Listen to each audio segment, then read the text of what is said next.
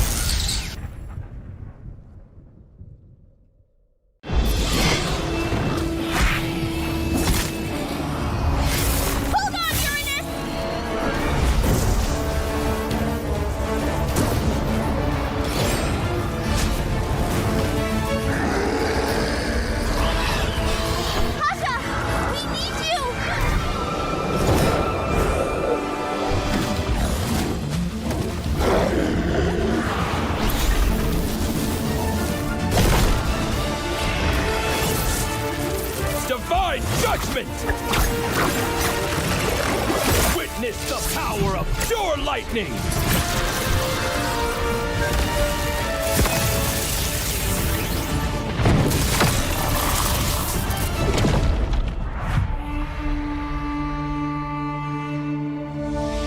All that lies below is under my vigil!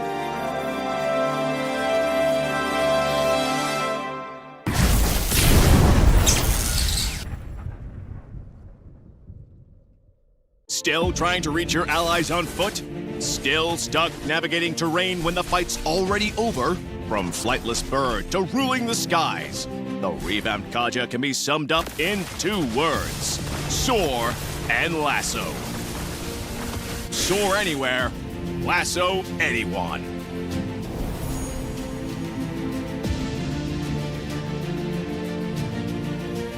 First up, Kaja's passive skill. We kept its paralysis effect and upgraded it. Hitting with Kaja's skills will slow enemies and reduce their damage, making it easier to pressure enemy carries. Moving on to his first skill, Kaja releases a ring of primal lightning, damaging enemies and healing himself. Scout bushes, recover HP, interrupt recalls. Kaja can now fly into the enemy jungle like a true fearless roamer. From a short dash to full flight, Kaja's second skill is a highlight of this revamp.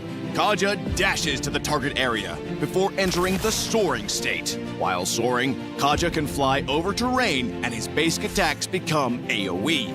In this state, his second skill's cooldown is shortened, and hitting an enemy hero with it reactivates his soaring state. So don't panic when a melee enemy is on you. Use the terrain to your advantage to block off pursuers. Kaja's ultimate received the biggest change, from solo gank to a setter's dream. Kaja's whip now lassos an entire area, trapping enemies inside. He can then drag them along while the lasso tightens. Since the ultimate has a cast delay, timing is key. Aim for the enemy carry in the backline. For Kaja's skill priority, if the team needs fast wave clear, pick up his first skill first. To invade the enemy jungle and apply early pressure, go with the second skill first. Prioritize upgrading the first skill afterward in either case. For combos, try out these 2. In the laning phase, use Kaja's first skill to poke and recover HP. If the enemy engages, use his second skill to take off. Then kite with his aerial basic attacks. Kite when attacked. Attack when they're out of steam. For initiating teamfights, use Kaja's second skill to soar. Use the terrain to reposition. Follow up with his first skill to slow and reduce their damage. Then immediately cast his ultimate and let the team clean up. Now, let's talk matchups. Kaja does well against carries with no mobility skills, such as Layla, Ixia, and Vexana. Once he flies in and lassos them, there's no hope of escape.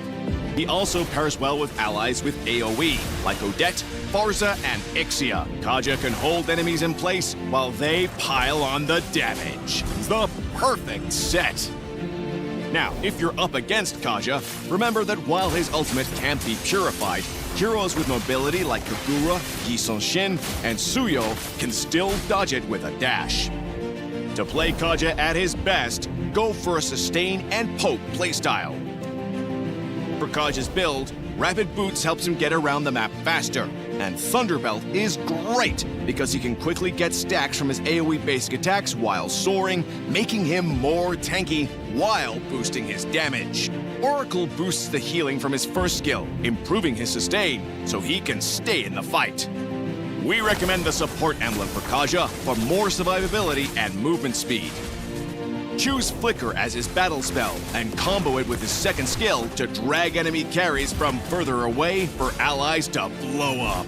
For players who enjoy fast, aggressive roamers like Khalid, Hilda, or Marcel, Kaja offers that same fast roaming and in-and-out teamfight playstyle. Give Kaja a try and rule the sky. Soar anywhere, lasso anyone. The revamped Kaja arrives on August 5th. Get his commandment skin for only 51 diamonds. And get Kaja at 30% off during launch week.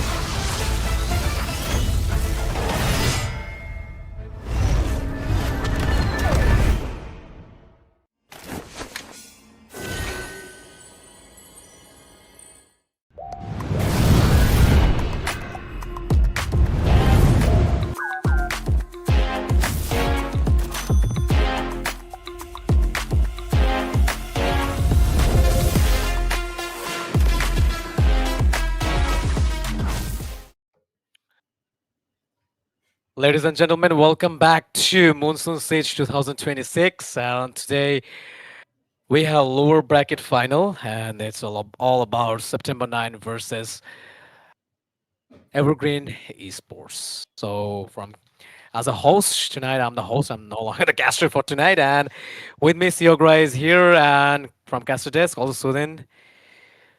So, how are you guys? Yeah, I'm really good. I'd like to ask our sir as well. How are you? It's been a long time that we haven't cast together. It's really good to be back. It's really good to cast these amazing teams. I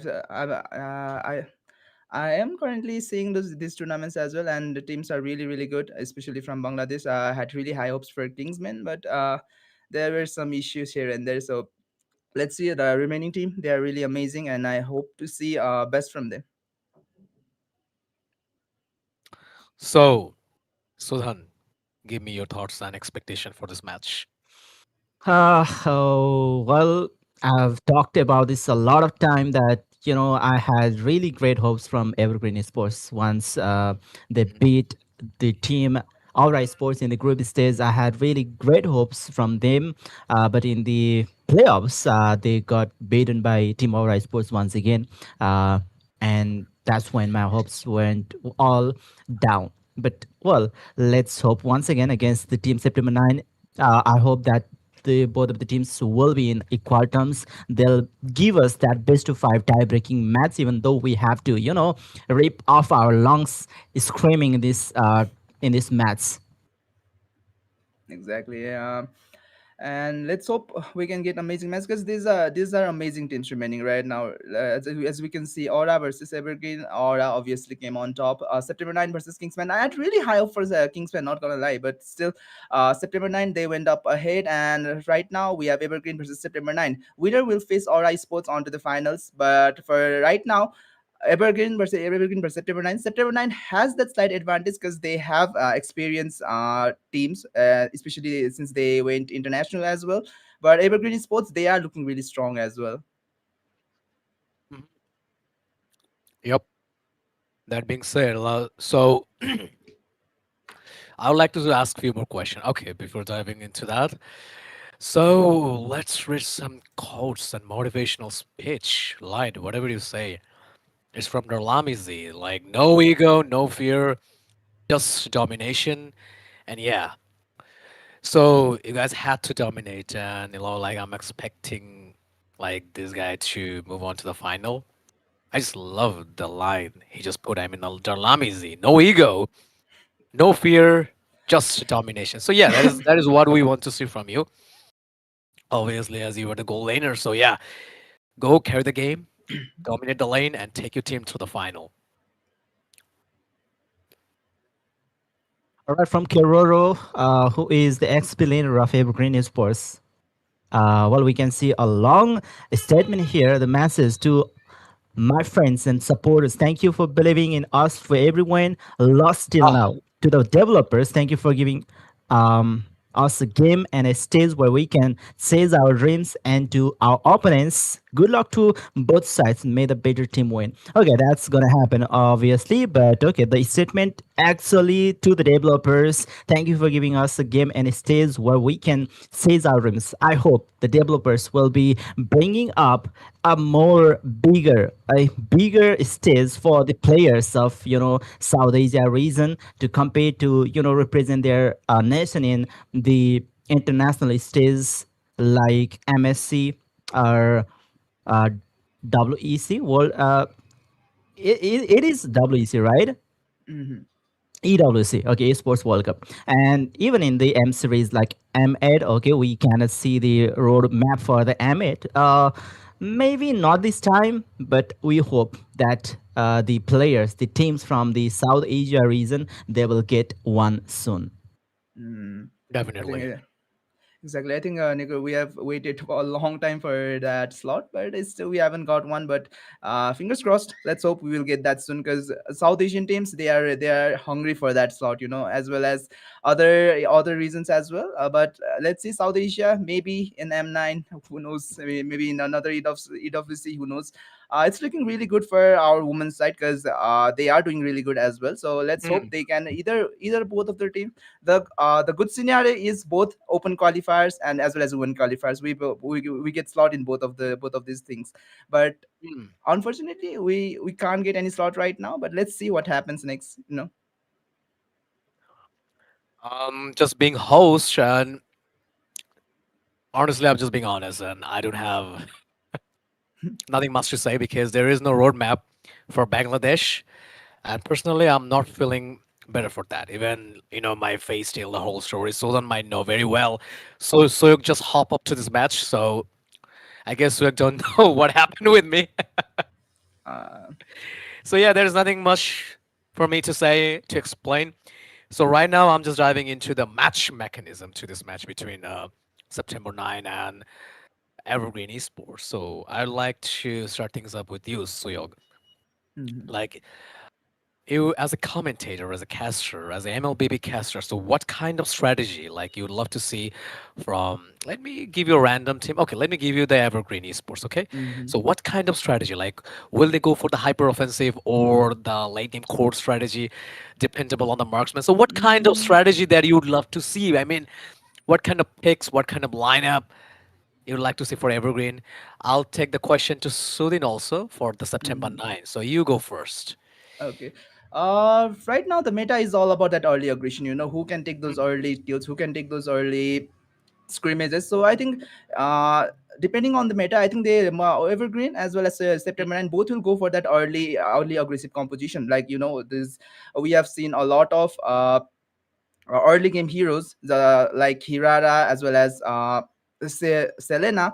Those type of picks, they really shine on those early scrimmages. So I'm really hoping to see both of these picks in this drafting phase, which have already started. So let's see what will they pick. All right, take the question also.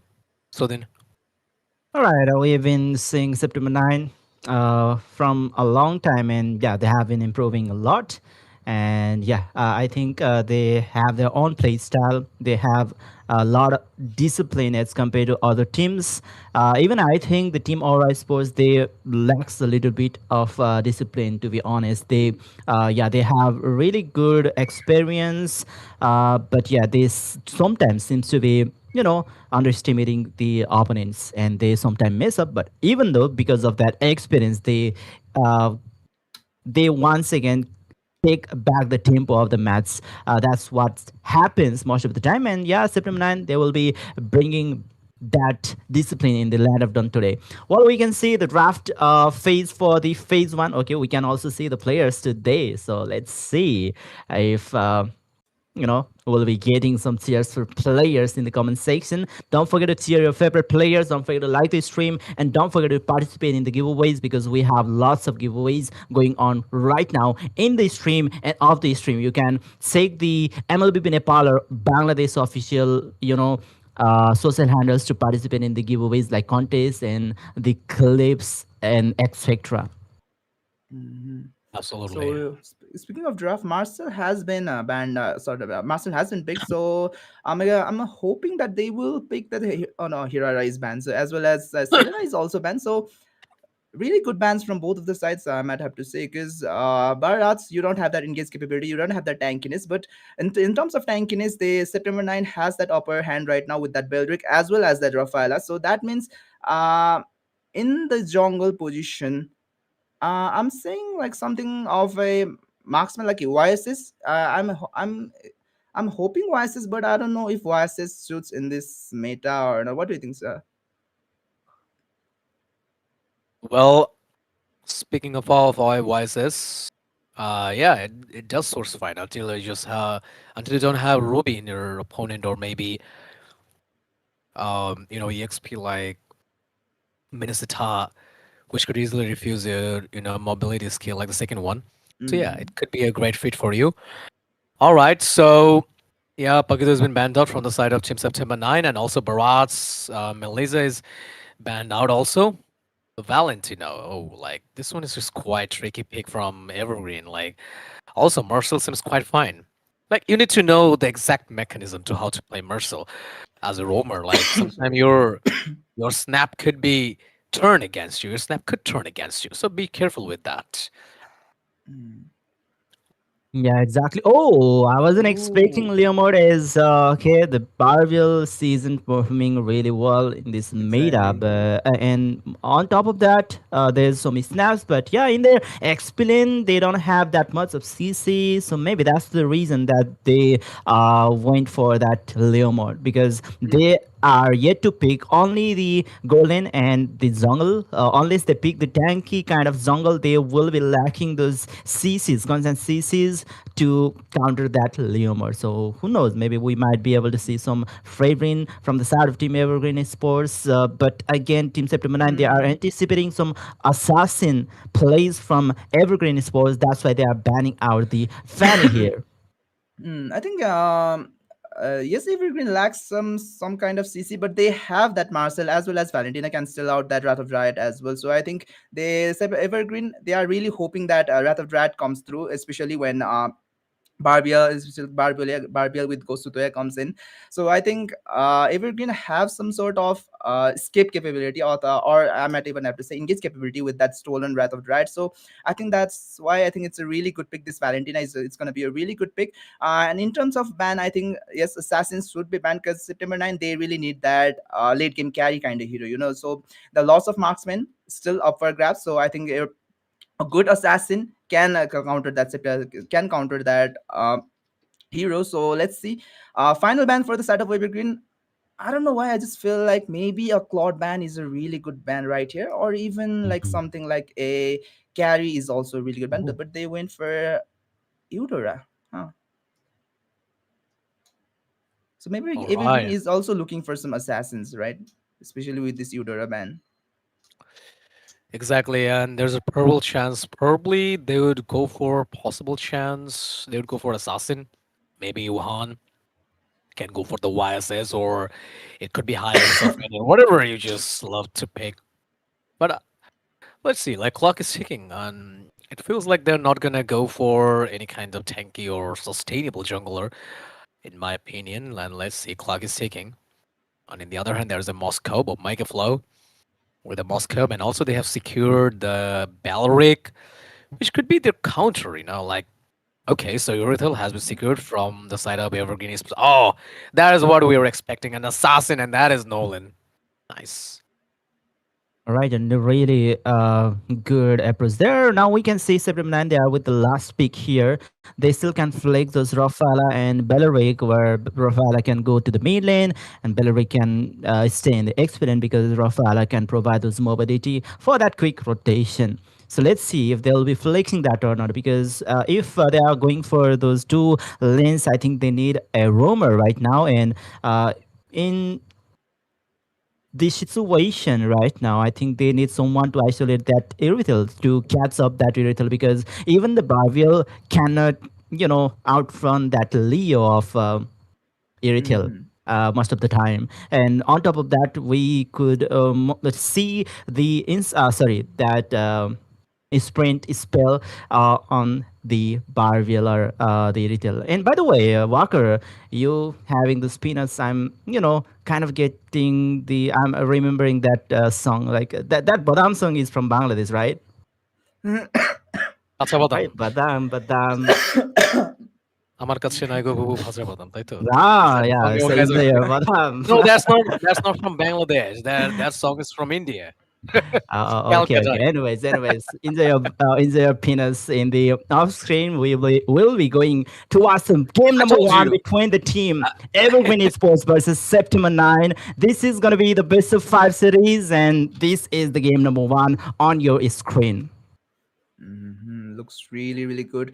In terms of draft, I really like September 9. I really like September 9 draft because they have that late game carry, which is going to be that Moscow. They have that early game aggression with this Hilda and as well as that Leo mode. So September 9, they really have that early to late game advantage. But Evergreen, they have a really balanced out draft, you know. But the only problem I see right now is uh, in those early scrimmages, if Hilda rotates onto the EX lane, I think Kiroro is gonna have a rough time because he needs those items, especially in the especially if he wants to survive.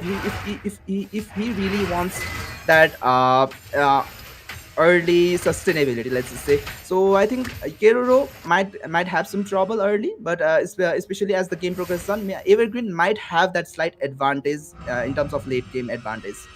Ooh, the first he's going for aggressive emblem over there with the marksman emblem. All right, we can see that Hilda already being a bit of trouble for someone like Marcel. He is once again opening up the vision. Johan is getting lots of damage, but Zisima is facing 2 Keroro jumps in, and that's the first blood in the name of Evergreen Esports. So that was really bad from September 9. Z Simba, I think he overestimated his early game sustainability. So I think he went really deep and he got punished as well. So Evergreen, they have that slight advantage for now, but I don't think that's gonna be a huge problem for the side of Evergreen. They still have that advantage. They still have that early advantage, especially in that mid lane. So let's just see. This Simba still getting some pokes here and there. For now, all that's remaining is the turtle. So let's just see who takes that first turtle. But that was a really good engagement. Yeah, Lilim as being a Rafaela in the mid lane, he's gonna be vulnerable.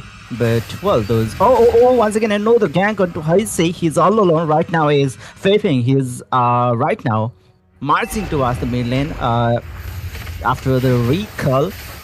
Look at the first turtle have spawned on the land of Don Lilim, yet to reach that level 4. Heisei is being targeted by this Simba. Heisei with 1 bar SP, but he still is trying to contest, trying to get the vision for that turtle. We can see for the players from each of the sides, Simba force here on the hand of Fei Feng. 3 players are getting zoned out there. That's a beautiful Wrath of Dryad goes to takes his first turtle of the game. Kero once again the corrupted Wrath of Dryad comes in. Heisei is falling down in the hand of Gosutoya, but Gosutoya is seeming one SP will fall to Keroro. That was really good. That was really good from the side of September 9's Omega Flow. That Wrath of Dryad was on point. Gosutoya takes that turtle, but rest of the Evergreen, they really needed some sort of let's say they really needed something, right? So they took that pull onto Gosutoya. That was really good. So right now Evergreen, they are up ahead on that in terms of kills, but still September 9, they are not far behind right now. Evergreen, all they have to do is just scale onto the latest phase of the game. And for now, September 9, consider the fact that they really need those early kills. They don't have that many amount of kills. So that is gonna be a really good sign for the side of Evergreen Esports right now. Yeah, exactly. I say once again, seems to be all alone, but he is still being a bit of headache for all of the players of Team September 9. His snaps, it's really annoying. Okay, September 9, the Lamizi, he is trying to freeze the minion as of now against Das. And Das, even though he is really early during the early stage, he is still playing passively, as anyone can pop out of that boost at any moment. And one thing I really don't like about September 9 right now is Z Simba is getting way too deep right now. Because Z Simba, yes, he has some kind of sustainability, but it's not gonna be enough for it's not gonna be enough to sustain the damage coming in from Evergreen. So he has to be really careful. He has already given 2 kills. Another kill might be a really bad right here. So they will back off for now. As Evergreen, they take the control on that mid boost. But let's just see. Rest of the team are already there as well. The second turtle of the game is gonna get started by September 9. So let's just see Evergreen. How are they gonna respond to this? Yeah, Heisei once again is opening up the vision with those snaps and those mobilities. The Phantom Mystic comes in. The Rattle Drag from both of the sides goes to 2 and once again takes the turtle here. But Simba is once again, ripping off those axes onto the players. Everything will fall to the hand of Gosutoya, while the rest of the players with low SP will have to fall back. Right now, the team Evergreen, they have that slight advantage. They have Pei Feng.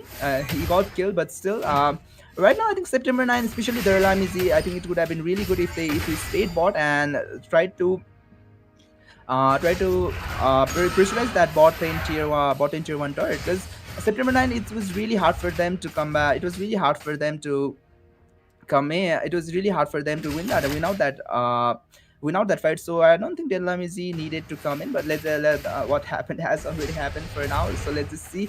They are Evergreen, they have that advantage, and they are really focusing on to that golden right now. So let's just see if the Lamizi is gonna get ganked or what. Yeah, might care, but looking at the map right now, the bottom lane was already pressurized by Gustoya, where Kerora have to fall back to, control that lane. But maybe we can see some outnumber fight in the other part of the map. Is already Gustoya is rotating towards, but no, a fracture onto Lily.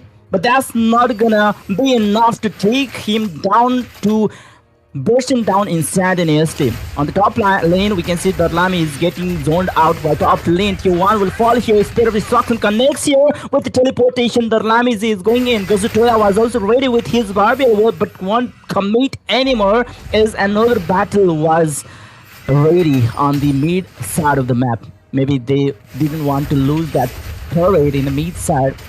That's why. And even the fight over there wasn't that much. All right, another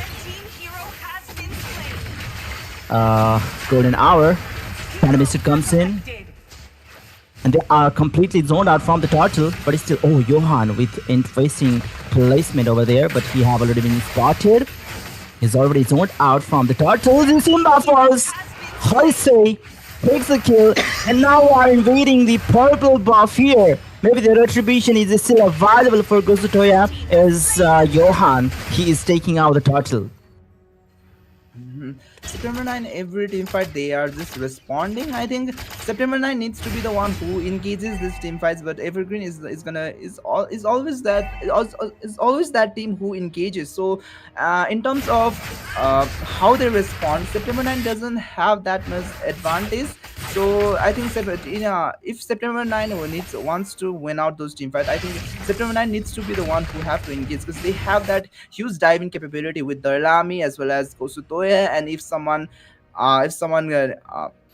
goes out, Omega Flow is always going to be there with Wrath of Dryad. So I think September 9 needs to be the one who has to engage, but Evergreen is the one who is engaging, and September 9 can't respond to those engages, I guess. So let's just see. For now, Evergreen, with that clear-cut advantage right now, are gonna look for, I think, this mid-tier order. That was another really beautiful engagement, but still Lilim survives. Lilim has survived 3 of those engages, but I think Heisei is gonna be the one that falls right now. Yeah, I say looking low on SP, but there comes the golden hour. 2 players being snapped with that golden hour. I say looks low on SP, but it still survives the Rattle Drive onto 3 of the players, but the counter Rattle Drive comes in. Flipping will fall. We can see the Simba getting low on SP. Dash with those heavy crossbow. It is melting down all of the players. Johan, but oh, that was nice. Spirit of Misery coming out from Mr. Dadlamizu. They will be looking for this mid lane tier 1 turret as well. So let's just see. Omega Flow stays right there, almost gets taken down, has to flicker away. Goes through the back lane. Dash will not get taken down for now, as Kerora still provides some vision, but they are still looking for this mid lane tier 1 turret. Lilim is already there trying to defend this, but let's just see. Goes in, can't do anything right now, but rest of the team are already there. So Evergreen has to back away for now, as Lord has spawned in Land of Dawn, and let's just see if Evergreen can take this Lord easily, or if September 9 is gonna contest. Yeah, September 9, it's really hard for them to contest this time. Once again, Hoisei and Kerora, they are already on the Lord pit, and they are already zoning out all of the players. Zisimba goes in. Now the Lord is already low on SP. Johanna will be securing air. Another golden hour comes, and Zisimba already taken down. 4 players remaining from September 9, and they are getting taken down. That's low on SP. Might fall here. Goes to Toya, takes it. Hoisei with this Spirit of Misery. Darlami takes the kill, and even though they lost the Lord, they are going for the mid lane. Tier 1, Kerora and Flipping are only left to defend it, but will they be able to defend it though? September 9 finally with a really good trade right now. Let's just see. Lord will be taken down by, I think, the Gosugoya easily onto the bot lane, but still the pressure coming in from those enhanced minions is gonna be really hard for September 9. But still, Evergreen, they saw that Lord was really crucial for them, as Evergreen especially if September 9 had won out that Lord as well as that fight, it would have been really bad for Evergreen, but still it was not enough. As you can see, Ghost Toya almost if instantly gets a kill and gets almost a double, but Dalhami takes that kill for now. But still, that was really really good engagement from the side of September 9, and still Evergreen are looking for that Oh, another Phantom mid Vincere turret. comes in here. Four of the players forcing out of Doctor will take it. Johan secures the pot as well as a kill onto Gosu Tobia. That was huge burst. And once again they are going in. That's Rapid Rad which was copied by Briefing. And they have already managed to take care of tier 1 from the mid lane. They are going for top and bottom tier 2, and that's how the team Evergreen they are taking the whole map control. So instantly the Green are pushing in front as well as another Phantom Steed. Kosutoya goes on to the back. Speed of Destruction will not connect. Kosutoya gets a lot of CCs right now. So Kosutoya almost gets taken down. Das still trying to get that kill. Gets that kill onto the Kosutoya. That heal from Lilim is not going to be enough as Keroro and rest of the team are looking to destroy that inhib shields. Yeah, the holy defense will be torn down here. Only mid lane 1 remains for the team September 9. And it's still the team Evergreen Esports. They are eager to take it down before they take another Lord. The itemization, Sixer. In terms of itemization, it's already looking really really good for especially our Dash, because he's almost full. He's almost the necessary item he needs to damage is already there, so it's gonna be really really hard to negate the damage coming in from Dash. But let's in terms of defense, Keroro has been sustaining quite a lot. Kosutoya has to use Phantom Street just to get away, and Heise is still but that was really good Spirit of Misery. Two-man gets stunned, gets pulled back as well, but that golden hour comes in as Kosutoya will not survive for now. Simba is gonna be the next one to fall. Maybe yes, Yohanu is gonna take that kill for now. Omega Flow is it's in a really bad spot. Will get away but it's gonna be a 2-for-none trade as Evergreen wins out that trade for now. Yeah, and they are looking forward to win this game right now. Or if they couldn't, they are still trying to take down the inhibitor right before they take down the Lord. Omega Flow once again is sunking down there by the disrupt from Das as well as the burst damage coming out from Johan. They're still trying to purchase some time, and look at those damage from Das. Lilim is already low on SP just with the strife and roar of the queen or something like that, the skill 2 of Das, and that's hurting very very much. Evergreen takes the Lord, another Lord for now. And September 9, in terms of draft, they had that advantage, especially with that Lilim skill and all Omega Flow sustainability. In theory, September 9 drafts should work really well. They should be a really good tanky as well as damage dealing team. But I don't know, Evergreen are just so far ahead, especially with that damage from Dash. They are so far ahead, they can't do anything, and they are looking to end maybe right here. Yeah, they are trying to end this right here, right now. Is the team Evergreen Sports? They are knocking the base of Team September 9. The Lord is still out of the base right now. Simba is getting low on SP. He's trying to get the kill onto Das, but Das will punish him. Once again, another Phantom Vincere while Ghost Toya is looking for double, and he claims the triple. By the way, only 3 players have been taken down, and that's the base taken down by Team Evergreen Sports. They tried their best to defend it, but they couldn't. That was a great hell of a match between these two teams. Like, this is a game that we actually expect from a professional team to Nepali giant. That I would say they're giant, because lower bracket doesn't mean that you play that bad even you don't deserve that spot. But I would say they're just Nepali giant team, and maybe one of them will definitely make their slot to the finals. So that was a hell of a good gameplay from both sides. So yeah, starting things up. Syok, go on. I think the main issue for the side of September 9 is they had a really good draft. I think the nail in the coffin was that Hilda pick onto that last Hilda pick, because I think if they had a really good side laner, I think the uh, Wrath of Dread, sorry, the hero. Beldrick, yeah, Beldrick. I think Beldrick should have gone for the Beldrick should have gone in Rome position. I think, and they really need a strong EXP damage dealing EXP because what I saw was I think they lacked a lot. They lacked quite a lot of damage because mid lane they flicks that healer and they really lack those early damages, those early screaming damages. I think that was the main problem. And if they had a really good damage dealing XP, my first thought was Yuzong. If they had damage dealing XP, I think it would have been really good. But unfortunately, it didn't came through, and that's it. I think that the only thing that was lacking from September 9 was damage, and it shows 173 KDA on this Hilda. Definitely. And yep, Evergreen. This made the first match. And I would say the September 9, the whole team was lacking a lot. Like, especially if we talk about the Hilda or even like Ghost Toya's Leomord. Like, in this meta, I don't think Leomord is a perfect suit. Even in like the winning percentage in this tournament, like is quite minus if I'm not wrong. Like Bangladesh team a couple of times the Leomord.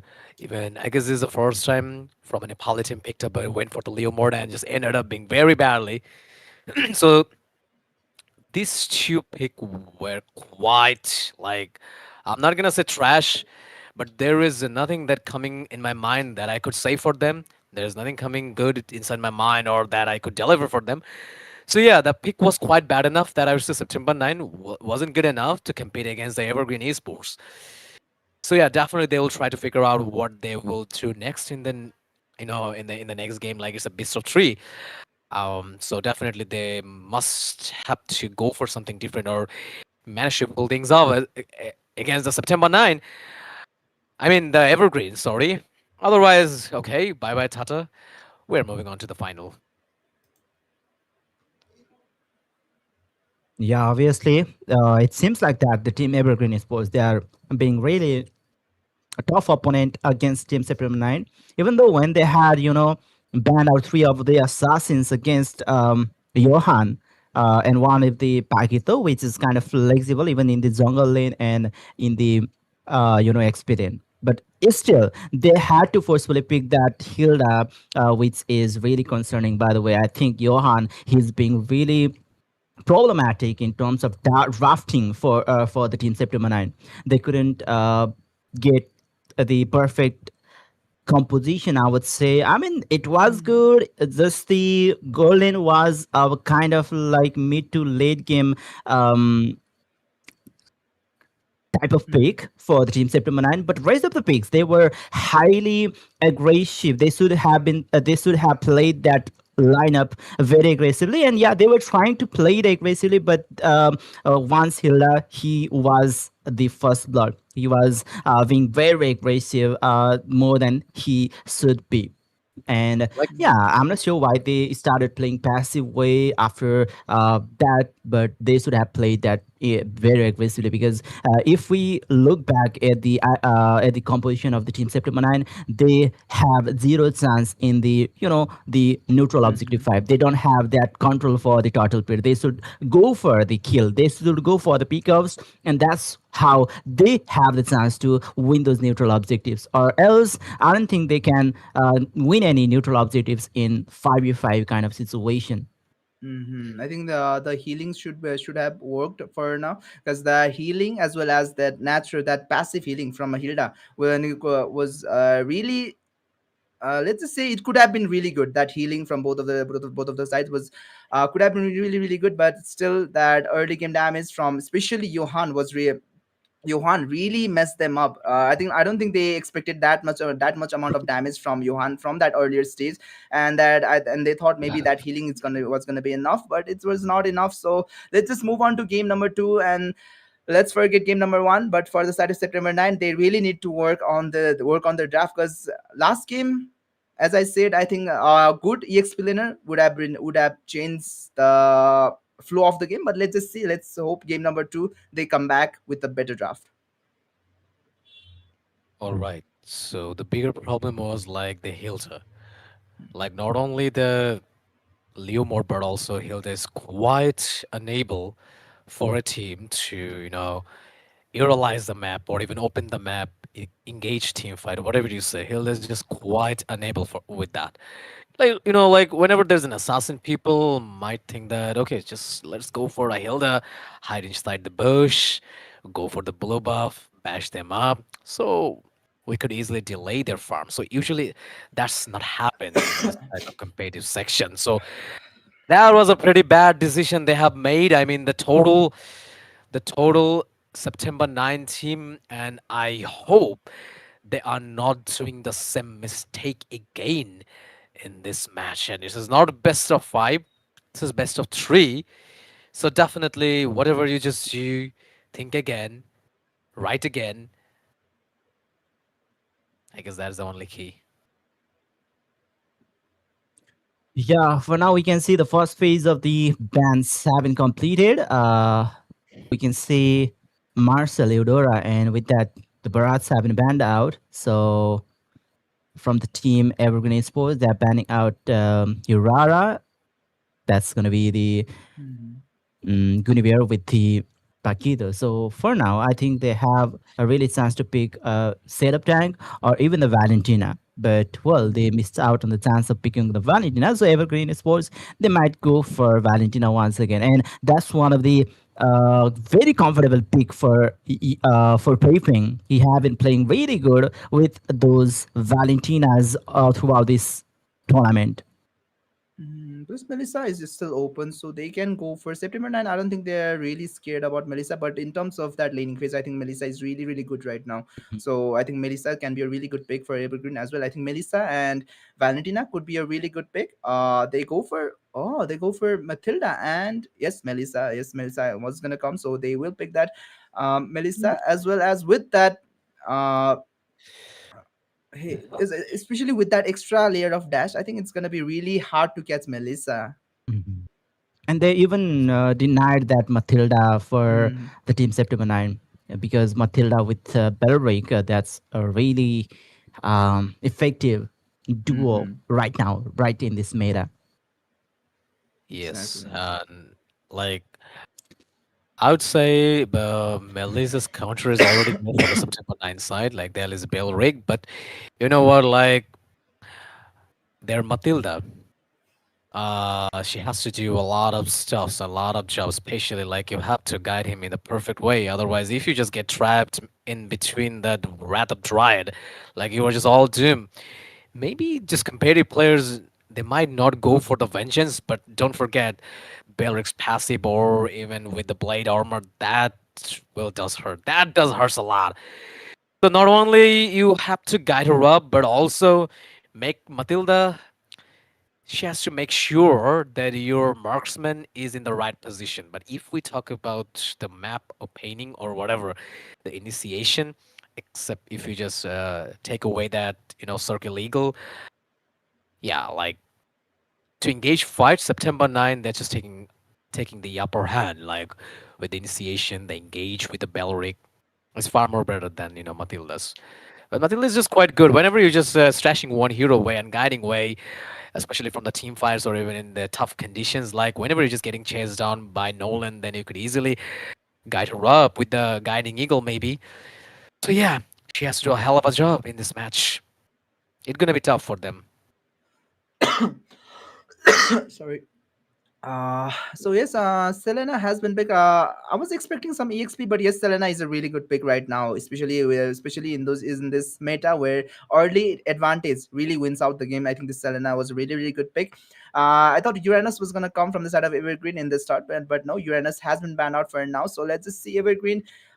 They still can go for Esmeralda, but I don't think Esmeralda. They are gonna go for Esmeralda because but I still think Esmeralda is really, really good writer. So let's see if Evergreen is gonna pick that Esmeralda or any other hero. What do you think, Sudan?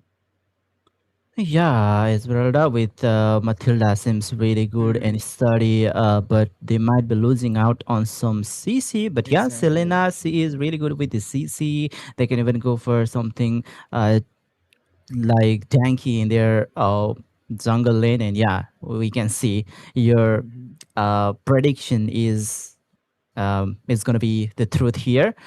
All right, we can see Beatrix. very rapid picks here from the side of Team September 9, and that's going to be the Beatrix. I guess how the way that they picked those two picks, I Hmm. think they were expecting Esmeralda, and they were ready to pick those heroes out. That's how they Hmm. pick those two picks right now. Hmm. I love the composition of Sim September 9, but the fact is, it doesn't matter like how good draft you have. Whatever does matter, like what you were giving. What is your output inside the game? So that does really matter. That is the only thing that does matter, in the land of dawn. So no matter how good pick you have, it don't worth it if you fail to deliver it in the middle of the match. Especially like if we just talk about the sustainability or even engaging team fight, I don't see except Esmeralda and Lucas in the late game. There is no good option for them. They have to hide and seek and assassinate, especially with like the Selena's Abyssal Arrow when trapped. If they manage to get caught, they're squishy one, then it is fine. Otherwise, it will be a little bit tough for them. Hmm. And the one thing I really don't like about Beatrix right now in this meta is Beatrix is really expensive to build with that BOD. She needs that BOD to do some kind of damage. So that BOD is really expensive. And in this meta where gold. Few patches ago, very ahead of patches ago, the gold has been trimmed down for the side of gold lane. So Beatrix, it's gonna be really expensive for her to build. Whereas on the other side, this a dash on this hero is going to be really cheap, comparatively cheaper to build. So let's just see. I think dash is going to get that early game power spike quite early compared to I think the Lami. So let's just see what happens for now. So both of the teams are playing amazingly. September 9 is still in this game. I question their somehow drafts, but let's just see if Evergreen can pull out their amazing draft or not. Oh, Fei already getting quite low on SP. Lilim is also low on this mana, by the way. But okay, that's not gonna be a problem. Oh, we can see that Lami in the first minute, while he is level 1, he is paired up with the Bennett. Sorry, not the Bennett, but the Wesker. How do you rate it? Sixer is a goal laner. How likely? I mean, how good is the Wesker in the early stage of the Hmm. game? I would have gone for Bennett personally, but yes, the Nami has gone back to Bennett for now. So let's just see for now. September 9, the advantage they have is they have a really good early game sustainability with this Simba on this Belric as well as Lilim constantly poking away. And so for the side of Evergreen, they have that early advantage, especially with this Selena. So let's just see who can who can utilize their draft comparatively well. Because September 9, can they utilize their sustainability and to win out these early scrimmages, or can Evergreen use out their early game damage to win out those early scrimmages? So let's just see who's gonna win, damage or sustainability. Yeah, the question remains here. The first turtle of the game have spawned in the land of dawn. Vincere is already looking for an ambush, but well, he isn't going to commit against Heise. That Matilda, he is really hard to get bursted during this stage. Lilim already getting pulled real hard.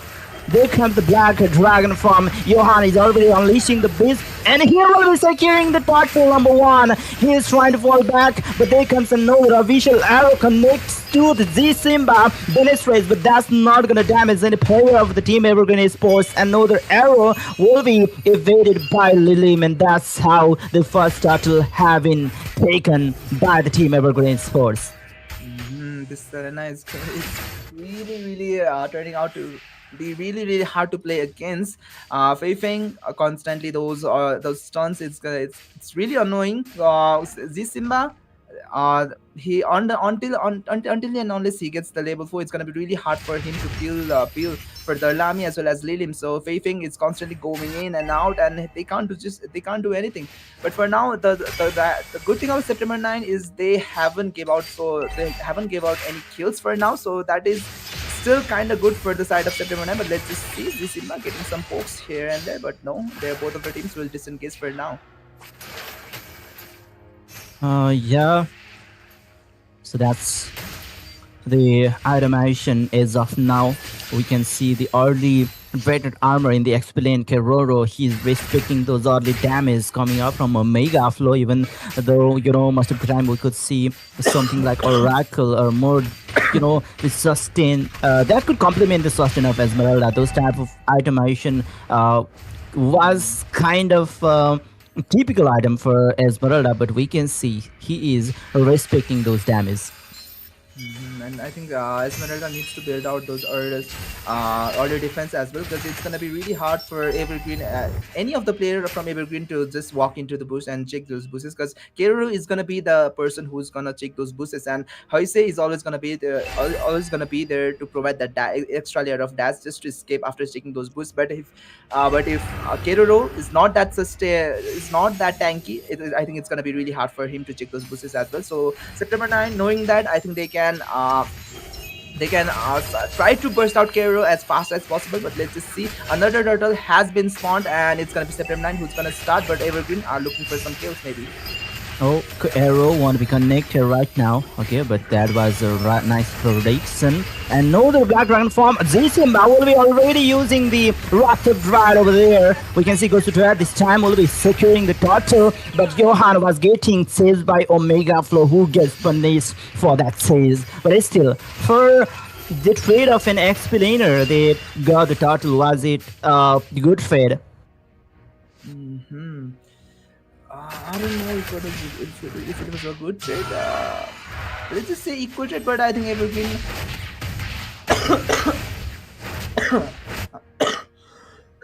I'm really sorry for all the cough, but as I was saying, I think Evergreen, I think are still happy. Yes, they lost out that turtle, but still getting kills onto that EXP, especially, and that kill going on to Johan. I think it's gonna be really good for the side of Evergreen.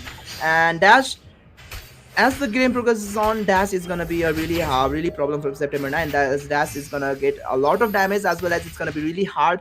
And until and unless Omega Flow gets onto Dash, I think it's gonna be really hard for other members of from the side of September 9 to get onto Dash. And as long as Dash survives, I think Evergreen has enough damage to wipe out September 9. So let's just see Evergreen what they does. For now, Evergreen and September 9, I think both of our teams are really happy, because Dalami, he is getting some space to farm as well for the side of Evergreen as well. Dash is getting some space to farm as well. I think the first I don't think it's gonna be a turtle fight, but Lord fight is gonna decide who is gonna win this game. The first Lord, I think it's gonna be deciding Lord.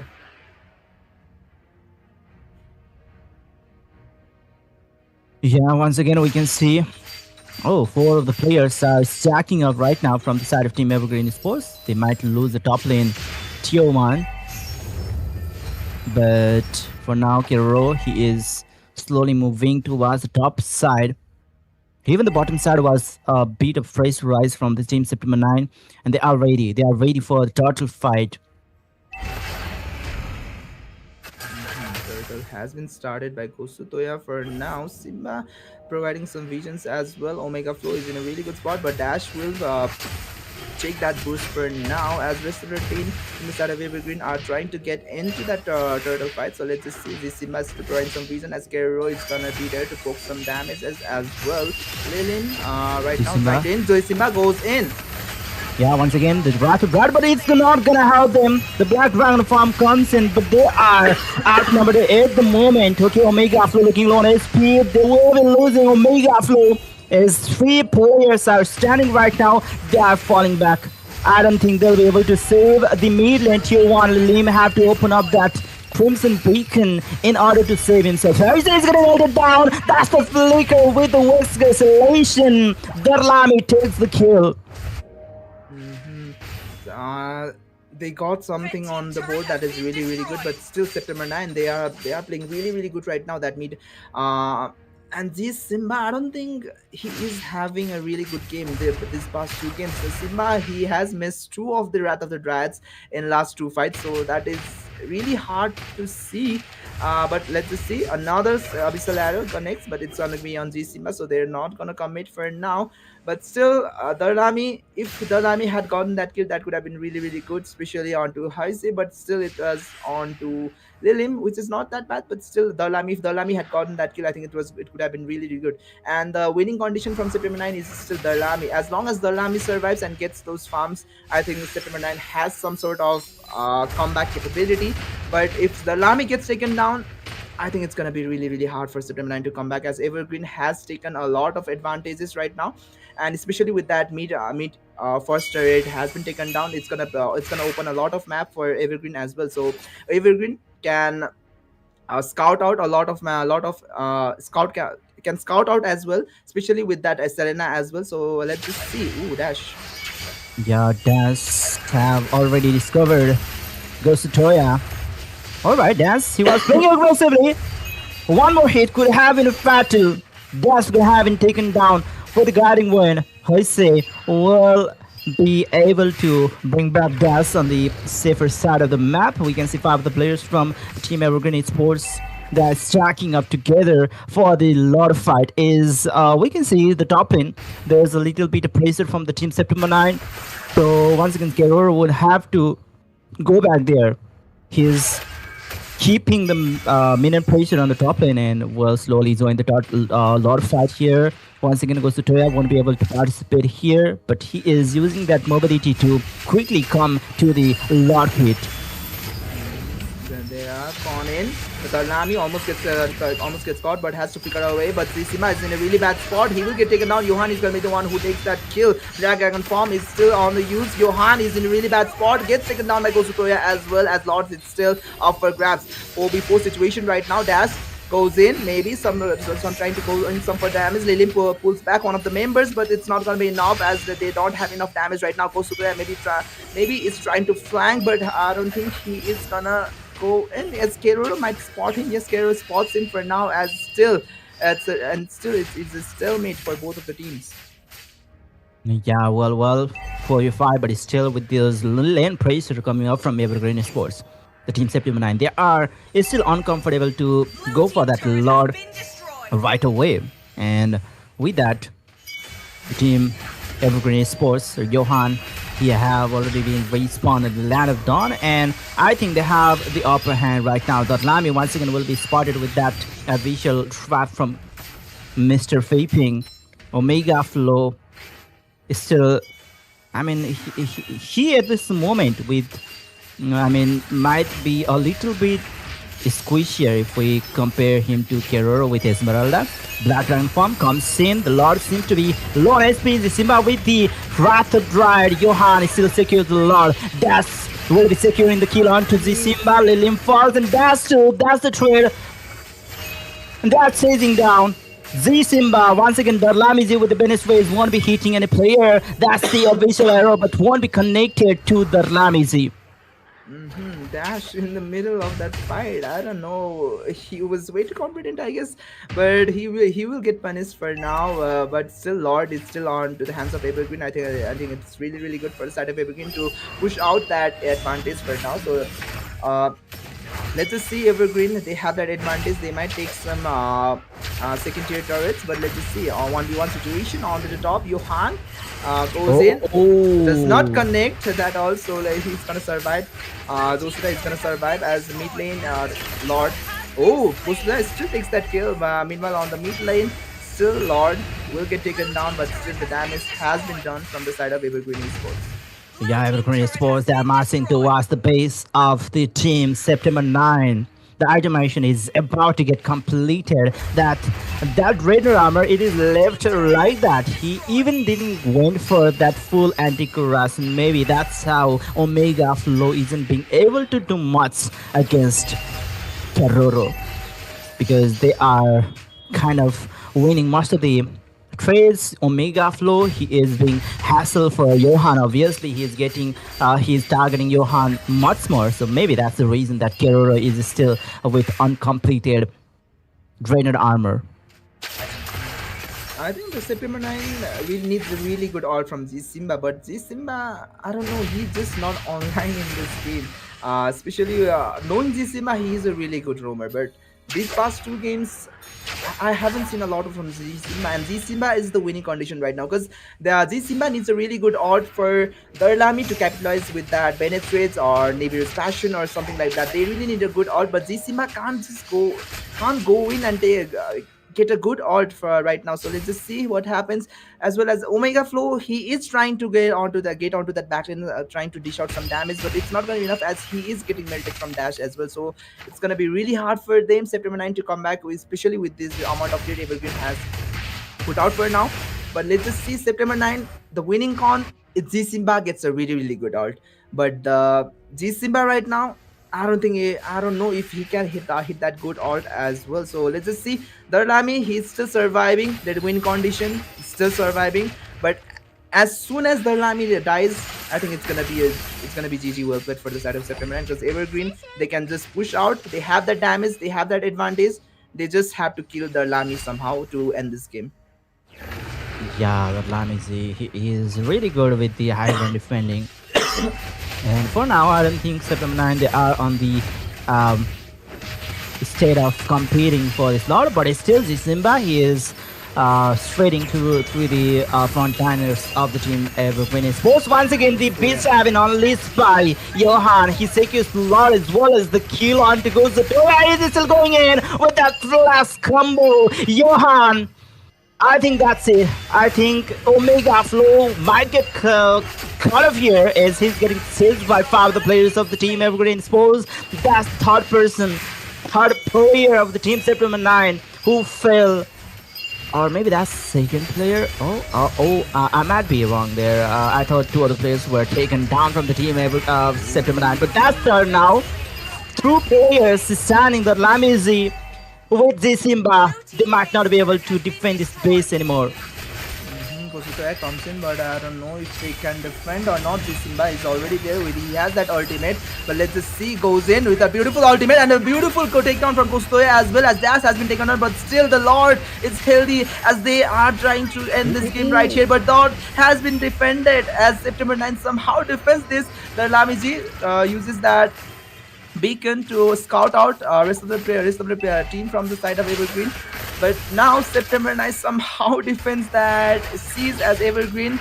They have that advantage, but let's just see September 9. That was a really, really good defense and really, really good comeback capability shown by September 9 right here. Yeah, September 9, they are now going for the turrets as they have the chance right now to take care of some few of them. But yeah, seems like they will be getting only one of them.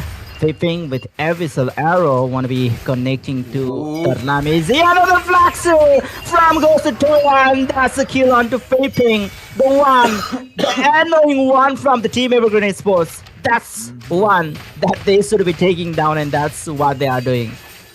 Exactly. September 9, they are playing their cards really, really well. They know how they have with that defense they have somehow managed to come back in certain ways.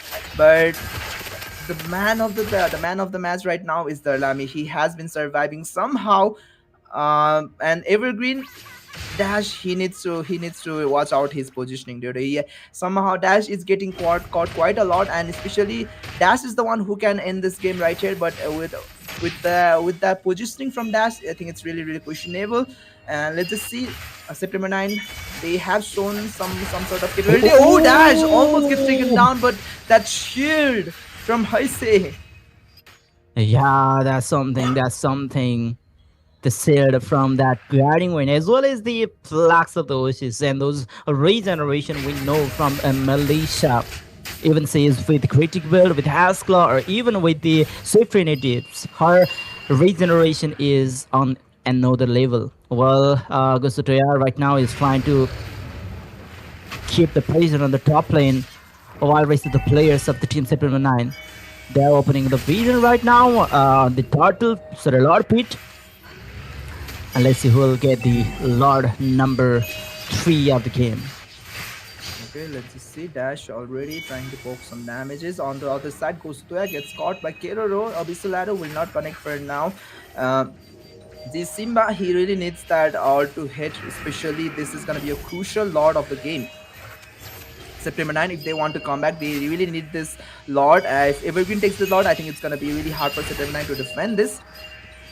Simba still looking for some maybe angles. Oh, Gosutoya on the Gosutoya. other side might flank, might have a really good flanking position right here. Dash, they really need to somehow so they really need dash right now, so let's just hope they don't get killed. Kiroro is gonna spot out Gosutoya Oh, for now, as Gosutoya might be in troublesome situation, but Gosutoya will somehow will survive for now, as Black Dragon form has been popped as well. That's gonna be a really big resources burn down to the side of September 9, as Lord is still up for grasp. As we can see, this is nice Wilson in a really good spot, but Vaping gets taken down by Gosutoya. That was a really good kill from Gosutoya, as rest of the team is trying in. Zizima comes in. Wrath of Brad still upper grab. Wrath of Brad has been used, and Petrify goes on to Johan as well. As but who will take the Lord for now? base. As Zizima is in really bad for Dash, somehow survives for now. As the Lami is always there to provide the damage as well. But Dash is gonna be the one who takes Base, that base, Lord, and I base. think it's gonna be really hard. As Bess has been taken down by a lot of minions, and let's see if they can defend this lot of minions as well. Somehow they are trying to defend. Meanwhile, on the outside, Kostoya is in a really bad spot. He somehow Just one survives. hit. Johan goes in for that last hit, and somehow Evergreen finally takes down that base, and Evergreen takes game number 2 as well. Well, that was a very good match, and definitely it was a kind of one-sided, like a clean sweep for Team Evergreen Esports. No, GG no, no, no. Evergreen. It's best of five. So one more is left, right? Yeah, one more. Like there was a Stage. three slot that I saw. Yeah, that's Yeah, it was how a the best of mistake, I five. guess. Mm. Sorry. Okay, go on. So yeah, they still need one more win, but Walker, is you have watched the match. How likely are the team September 9 to make the comeback or the reverse sweep? Are they, skilled enough to make it happen? Like now it feels like there's something that we should call like skill. Yeah, they do have the skill, but everyone has their own limits. But I guess their limit is not enough. Even I guess the limit is done against the Evergreen side. After watching this shoe match, it feels like this is totally a one-sided game. So I would say people like it or not, but I guess truth is better. They're not in their level. They are not in their level. Even they're not in their game. The way the Evergreen played, even though they have the advantage. I mean, the September 9, they had Belleric to settle things up against Melissa, or even they had something. They had two most devastating front laner. The first one is their Belleric. The second one is Yuzhong.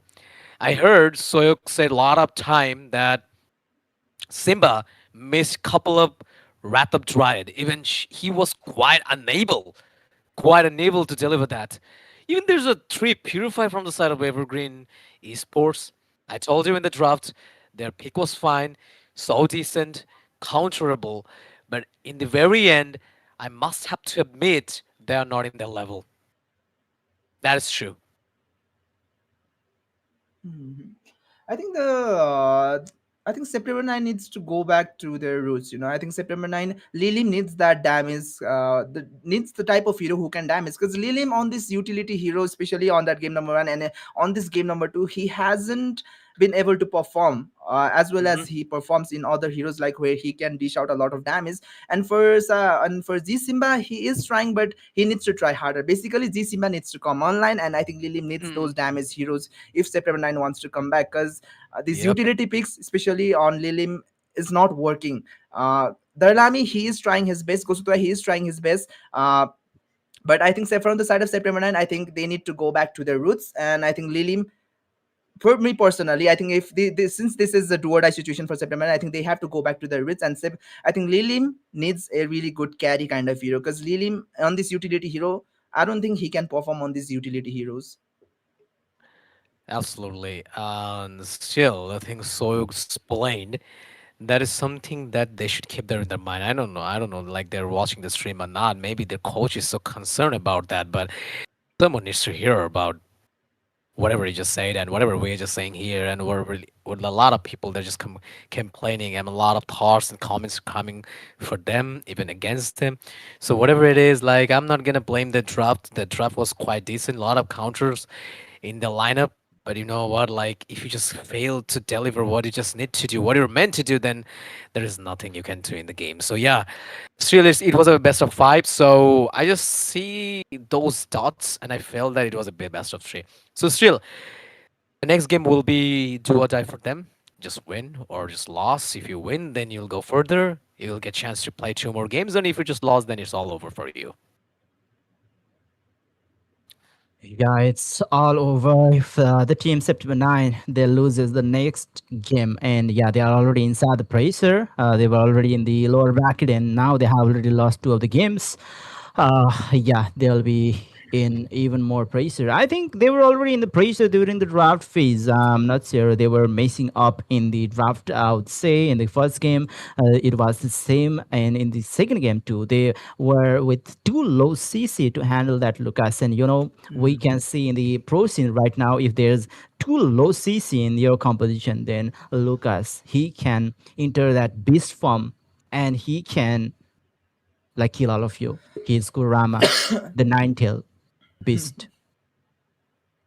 Hmm. Exactly. So let's just go back to the draft, and for now, let's just see. Melissa has been banned out by Evergreen as well as that Guinevere, and from the side of our September 9, they have they have opted to go for that Marcel man. Still, I think. As long as I know, I think this Hirara and Barats is gonna be banned from both or either of this sides, because Barats and Hirara, it's basically a basically a win condition right now. So let's just see Barats, if they go for Barats ban or not, Evergreen. And for the side of September 9, let's just see if they go for Barats ban or not, because Hirada has been banned and Pakito still up for grabs. Pakito can be banned as well. So let's just see what are the two bans going to be from both of the teams. Yep. Yeah, a lot of good bands are coming on, like very decent, nothing fancy. Like there's a Hirara, also Guinevere. Like we see a couple of great Guinevere gameplay, even from the divas, also for the men. So yeah, it's just better just not to keep Guinevere open in the slot. And yeah, there is also Merciless band, quite a lot we're watching in this game. A lot will be taken down. I mean, from the band section, they even I'm just not quite sure. Like, there's a lot of heroes are open. Even I guess they might go for the Barats, maybe Barats, or it could be something else. Let's see. I'm gonna pass the mic after watching the draft from the side of Team September 9, at least this one, because if they just don't ban it, then there might be a chance for Evergreen Esports to secure the Barats. Maybe they could go for the XP or maybe jungle. Both of this are quite fine with Barats, I guess. So let's see. Let's see. Clock is ticking, ticking, ticking, ticking, but no sign of banning yet. Maybe they're just wondering like what they should ban.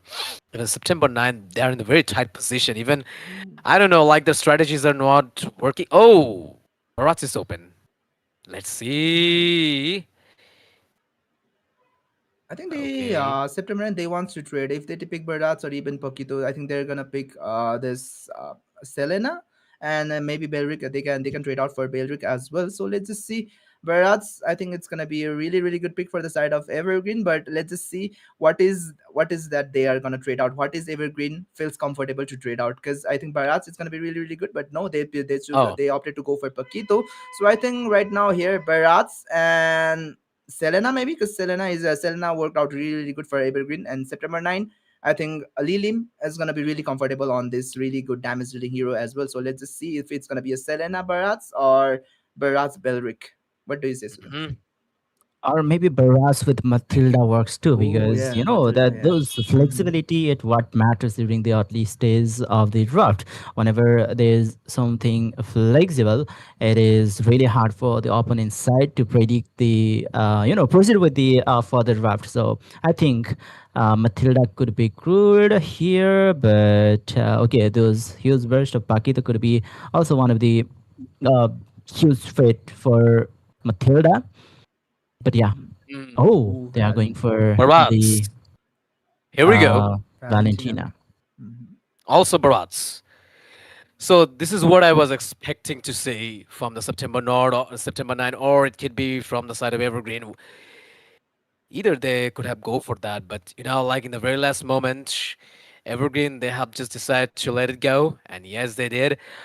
And also September 9 picking is also going fine, I guess, because every time the draft is so decent, even after taking the advantage, still, I mean, in the very last end, they just managed to pull things off against Team Evergreen Esports. Still, they do have Matilda, they do have their, like Barats, who could easily swallow you up and speed you up and pin you to the wall.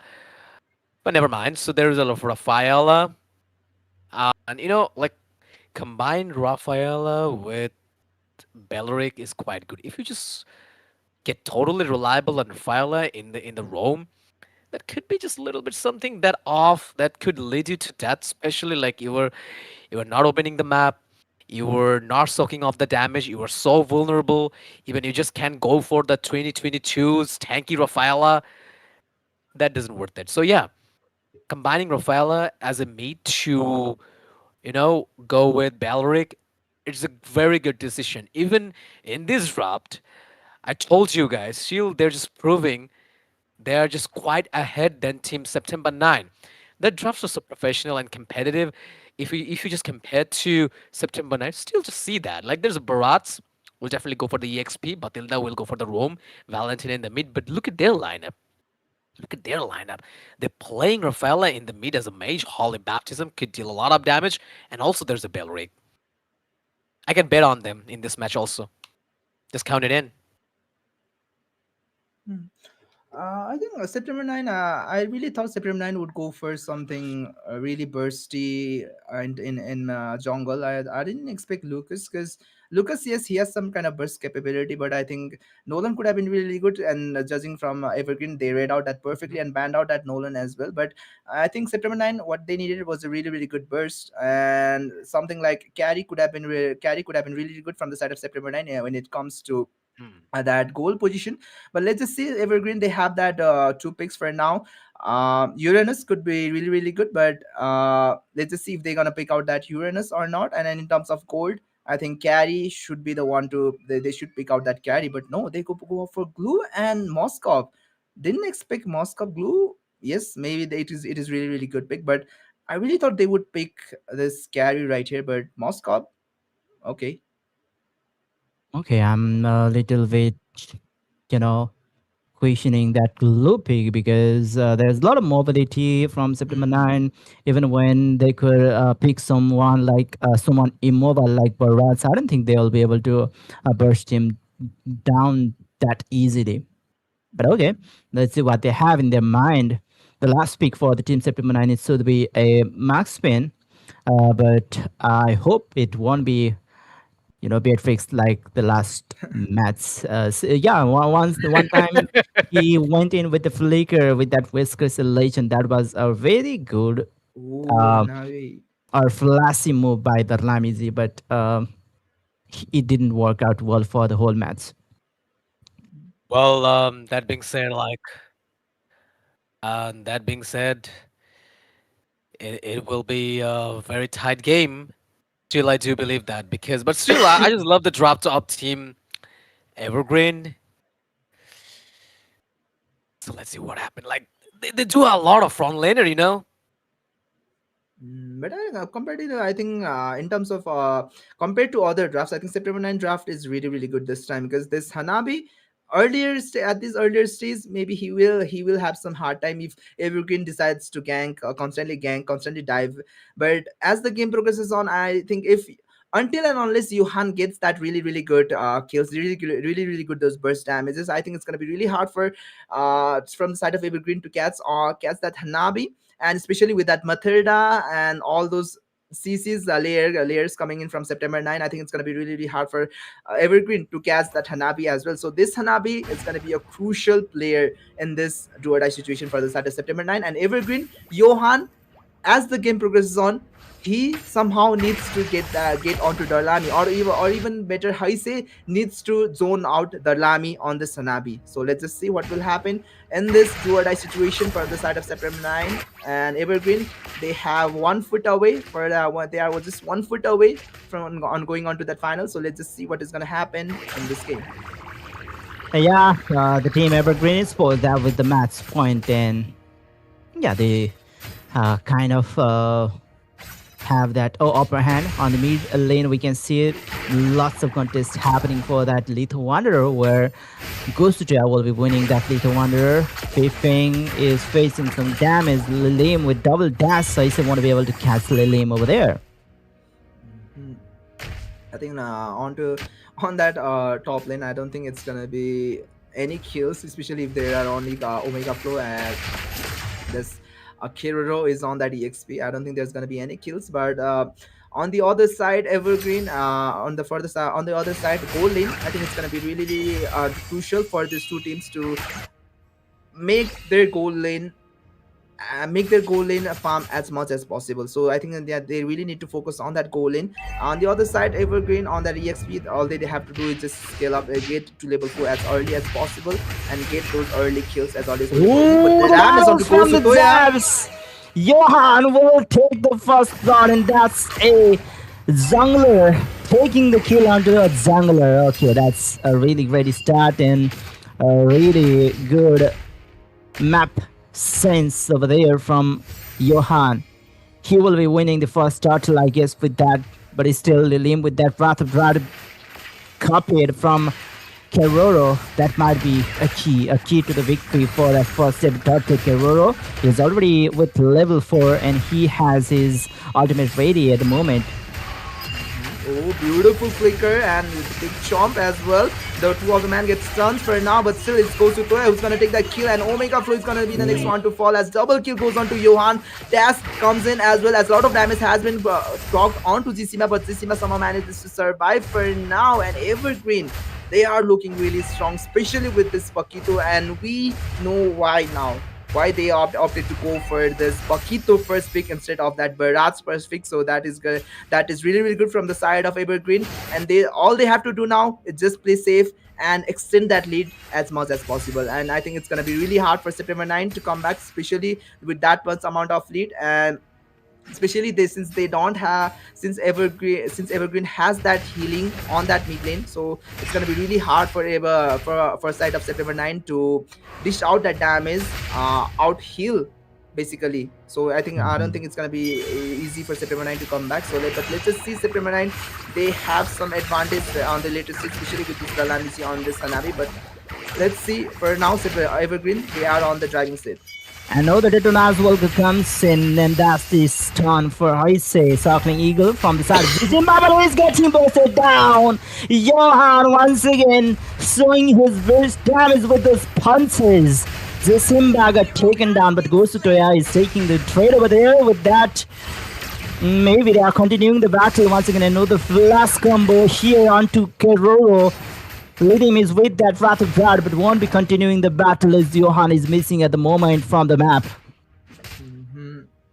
The shield from Simba is not gonna be enough to out-sustain the damage coming in from Johan. Johan, I think he's gonna take another kill as well. The Lami still doesn't have that, but Dash goes in, gets that kill, and I think it's looking really bad for the side of September 9. They are chasing onto Dash. Dash doesn't have that flicker. He has opted to go for Purify, but still it's not gonna be enough to catch Dash right now. And Evergreen, they are looking to extend the lead with this another turtle. Yeah, and I think they won't be able to contest this turtle. But by the way, I think Ghost he managed to get that purple buff from the side of the team Evergreen Esports, managed to invade it. Yeah, he was able to do that. That's going to be the Wrath of Pride. Keroro will be taunted over there, and he'll get punished by facing those direct damage, but he have already been respawned. But there was a lot of resources burned down just to catch one member, so I think everything is really, really happy because they take the top into one turret as well. And for the For Keroru's life, I think they are more than happy to take that trade. Because Keroro is that EXP, that tanky frontliner. They will expand Keroru's life for anything right here. So let's just see. For now, September 9, they really need to scale hard. If they don't scale, I don't think it's gonna be it's gonna be easy to go up against Evergreen if they wanna go for a fight. So I see. somehow September 9, they really need to start farming a lot. But knowing Evergreen, they are making it really hard for them to farm, as Omega Flow might be the next one to fall right here. Yeah, once again, I know the Wrath of Rad was dropped down on the Land of Dawn. Omega Flow seems to be getting really squeezy for now. There's 3,000 worth of gold difference between these two teams. Mid-lane tier 1 is getting completely locked down by the team Evergreen Esports. They are even flexing that, the team September 9, they are helpless at this moment. So Evergreen, they are slowly, steadily choking September 9 right now. This Darlami on this Hanabi is a, like, how can I say this, like a really hard to pull off hero, because as the game progresses on, yes, he will get strong, but especially in this especially with the amount of lead Evergreen has, it's going to be really hard for them to dish out the damage, especially with this Sanabi, who doesn't have any items right now.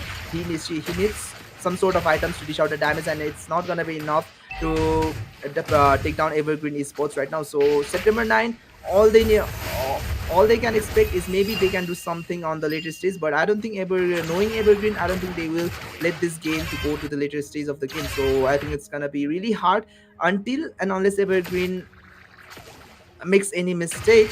I think it's gonna be really hard to come back against this comp of September 9. Yeah, exactly. They are now taking down the turtle number 3, and that's 1 and 2 turtle being splitted between these two teams once again. Oh, I guess Kerora messed it up without the flicker. I mean, she messed up with the placement of the flicker. He went for the ultimate before the placement of the flicker, but he's still winning the fight over there. 2 players, and that third person falling down. The Lami Z all alone in the base, and they are spamming some vehicles. So he's trying to save Dash. In fact, okay, but that's not gonna be of any trouble because he have already been respawned with the help of Divine Resurrection. Goes to Toya Falls. He tried, but it's not gonna be enough to take down Dash right now. But Johan on this Pakito has been playing out of his mind. Now we know why they opted to go for the first pick Pakito, and it's turning out to be really hard for September 9. Not banning out that Pakito.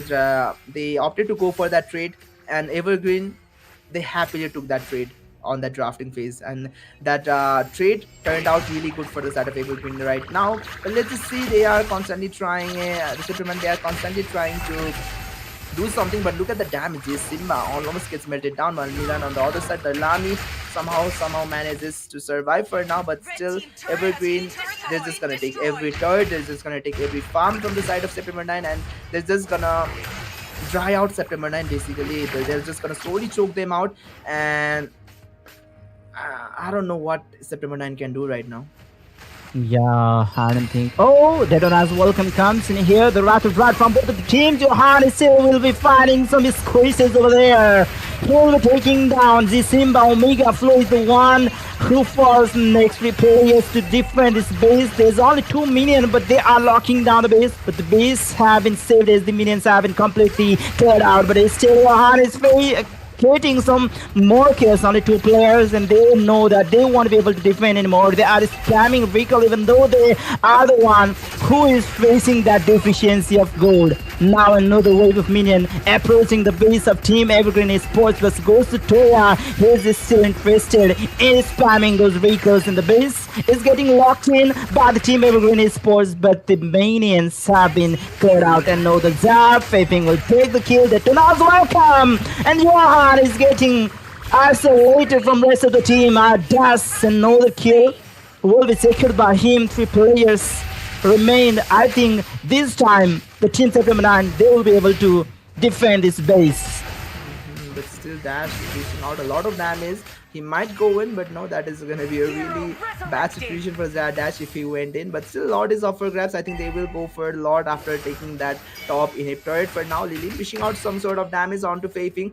I think they will go for Fafing as well. Fafing flickers away, but still, I think it's not gonna be enough as they have to defend that. Minions as well as Lilin somehow manages to survive, but Zissima is gonna be the one that will fall for now as Lord will get a Lord. They will damage that Lord. They will take that Lord as Johan is still there taking that Lord, and I think it's gonna be really hard for September 9 to defend this Lord with that amount of lead from side of Evergreen. I don't know. Unless Evergreen makes the same mistake on when you get the same mistake, Johan goes in way too deep, gets killed. Maybe they can do something right there, but with this Lord, I think it's gonna be the end. But they have their Lamizi, so let's just see if they can survive this Lord Siege or not. The Lord is approaching. They are setting some breakers over there.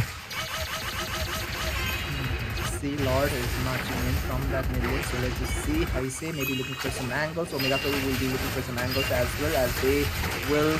Ooh, he's getting melted. Omega Flow will fall. The Circling Eagle locking up four of the players, but that's not going to help them. Dash will fall. Lilim gets traded back, replaces Lord SP.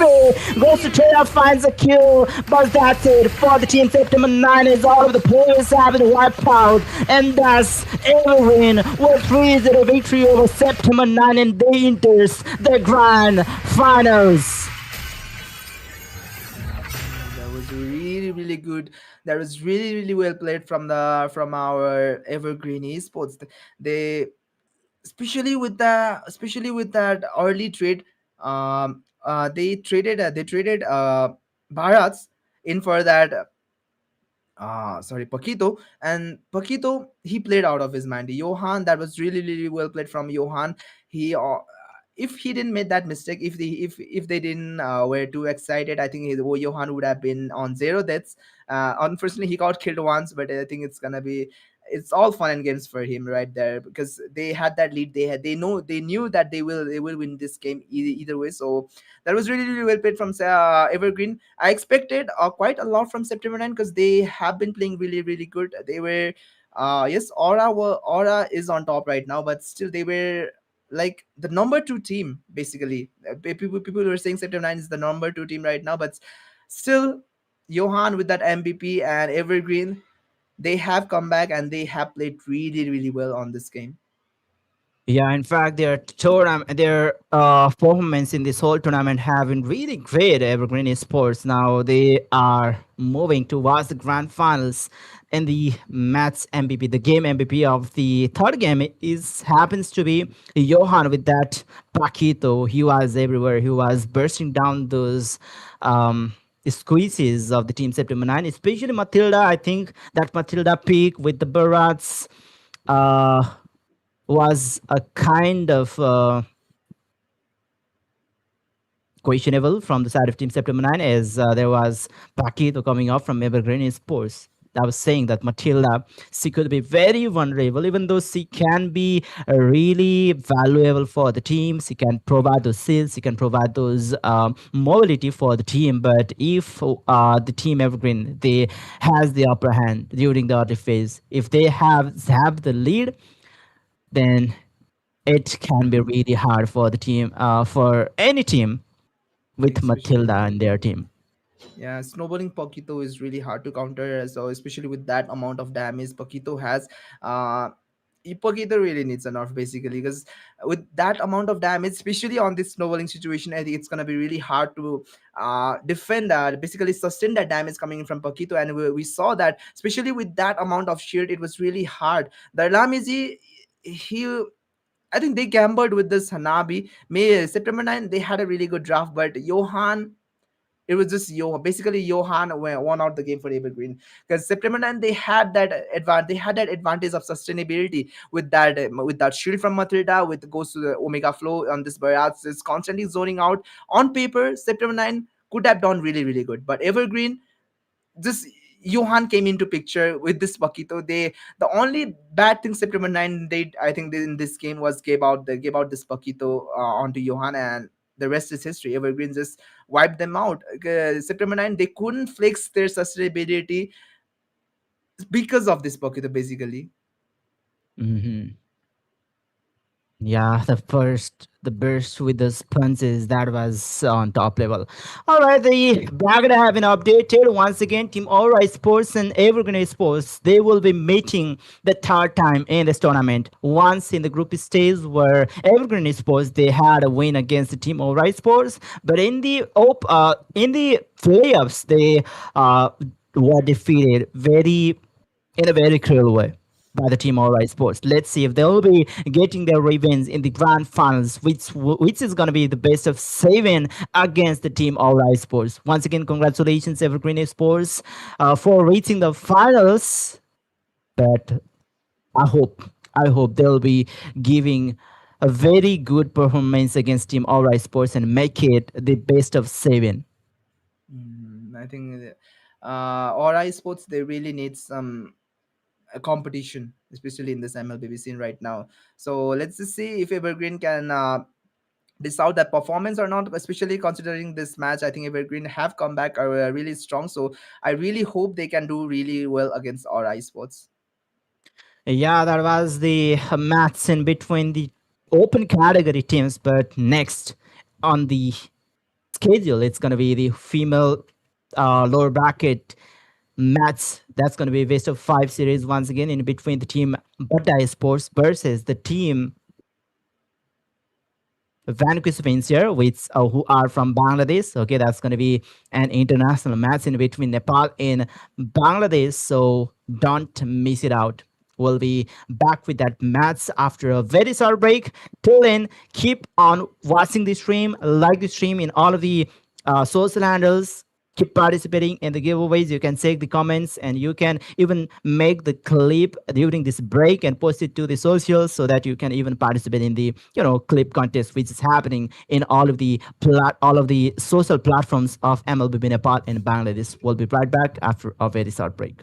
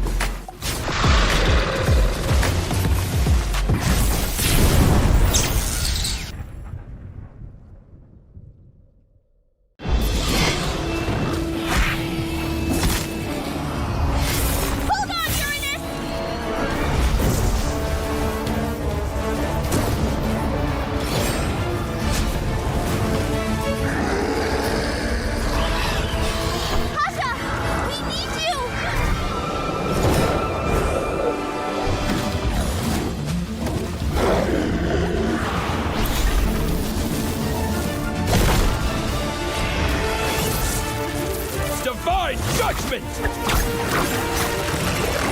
Witness the power of pure lightning!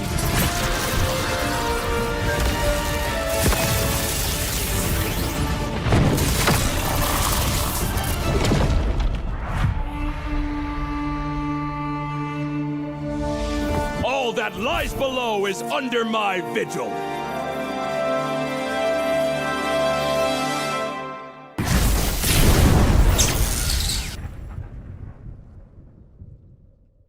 Still trying to reach your allies on foot? Still stuck navigating terrain when the fight's already over? From flightless bird to ruling the skies, the revamped Kaja can be summed up in 2 words: soar and lasso. Soar anywhere, lasso anyone.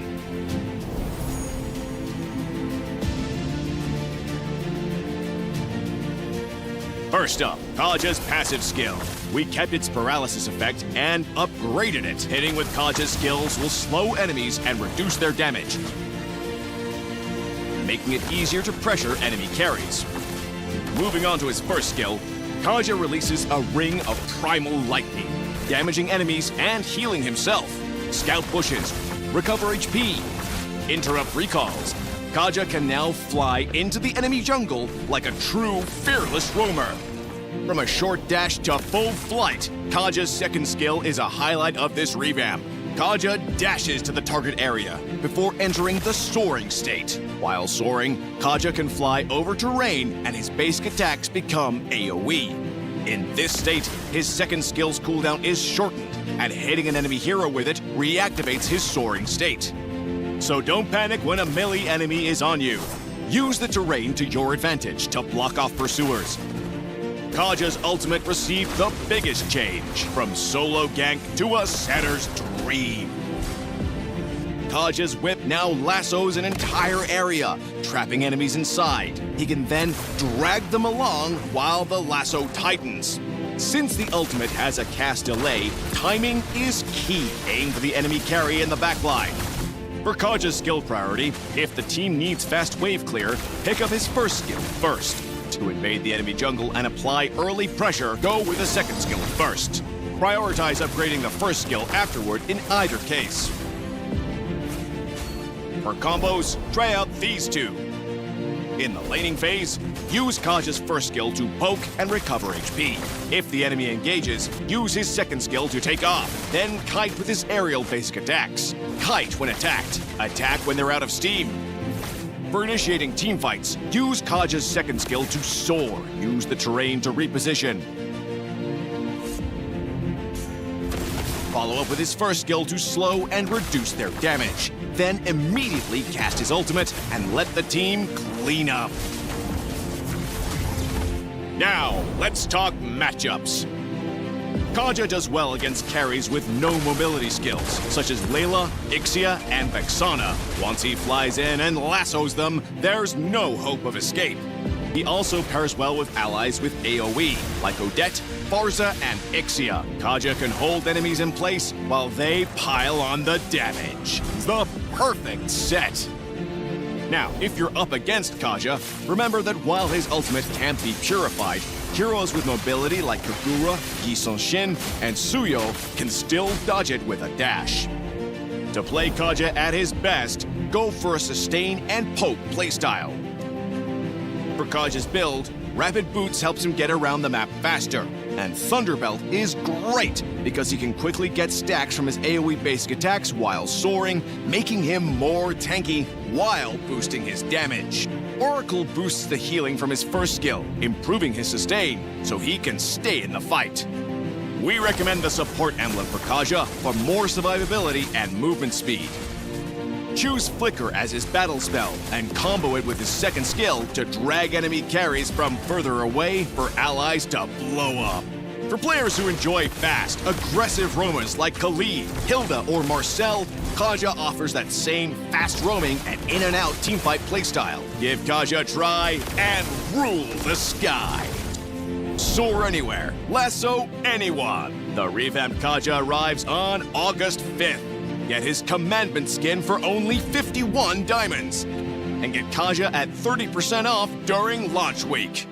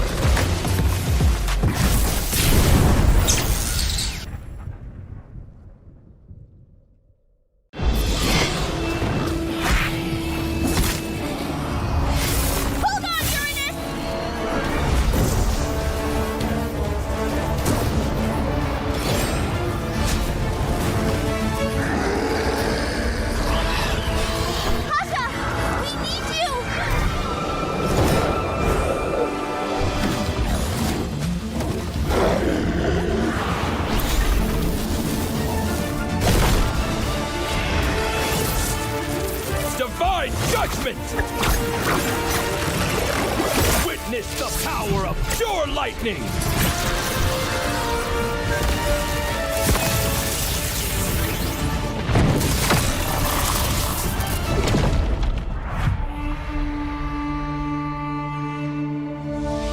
All that lies below is under my vigil!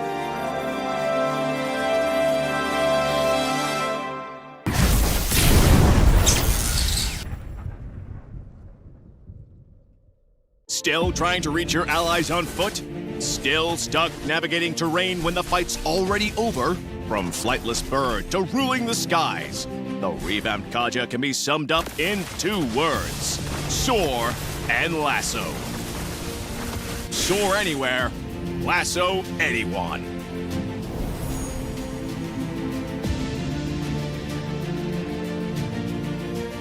First up, Kaja's passive skill. We kept its paralysis effect and upgraded it. Hitting with Kaja's skills will slow enemies and reduce their damage, making it easier to pressure enemy carries. Moving on to his first skill, Kaja releases a ring of primal lightning, damaging enemies and healing himself. Scout bushes, recover HP, interrupt recalls. Kaja can now fly into the enemy jungle like a true fearless roamer. From a short dash to full flight, Kaja's second skill is a highlight of this revamp.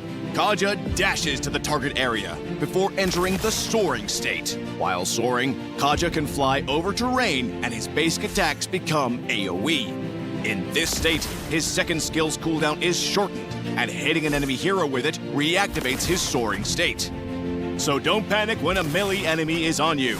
Use the terrain to your advantage to block off pursuers. Kaja's ultimate received the biggest change, from solo gank to a setter's dream. Kaja's whip now lassos an entire area, trapping enemies inside. He can then drag them along while the lasso tightens. Since the ultimate has a cast delay, timing is key. Aim for the enemy carry in the backline. For Kaja's skill priority, if the team needs fast wave clear, pick up his first skill first. To invade the enemy jungle and apply early pressure, go with the second skill first. Prioritize upgrading the first skill afterward in either case. For combos, try out these 2. In the laning phase, use Kaja's first skill to poke and recover HP. If the enemy engages, use his second skill to take off. Then kite with his aerial basic attacks. Kite when attacked. Attack when they're out of steam. For initiating teamfights, use Kaja's second skill to soar. Use the terrain to reposition. Follow up with his first skill to slow and reduce their damage. Then immediately cast his ultimate and let the team clean up. Now, let's talk matchups. Kaja does well against carries with no mobility skills, such as Layla, Ixia, and Vexana. Once he flies in and lassos them, there's no hope of escape. He also pairs well with allies with AoE, like Odette, Barza, and Ixia. Kaja can hold enemies in place while they pile on the damage. The perfect set! Now, if you're up against Kaja, remember that while his ultimate can't be purified, heroes with mobility like Kagura, Gisonshin, and Suyo can still dodge it with a dash. To play Kaja at his best, go for a sustain and poke playstyle. For Kaja's build, Rapid Boots helps him get around the map faster, and Thunderbelt is great because he can quickly get stacks from his AoE basic attacks while soaring, making him more tanky while boosting his damage. Oracle boosts the healing from his first skill, improving his sustain so he can stay in the fight. We recommend the support emblem for Kaja for more survivability and movement speed. Choose Flicker as his battle spell and combo it with his second skill to drag enemy carries from further away for allies to blow up. For players who enjoy fast, aggressive roamers like Khalid, Hilda, or Marcel, Kaja offers that same fast roaming and in-and-out teamfight playstyle. Give Kaja a try and rule the sky. Soar anywhere, lasso anyone. The revamped Kaja arrives on August 5th. Get his commandment skin for only 51 diamonds. And get Kaja at 30% off during launch week.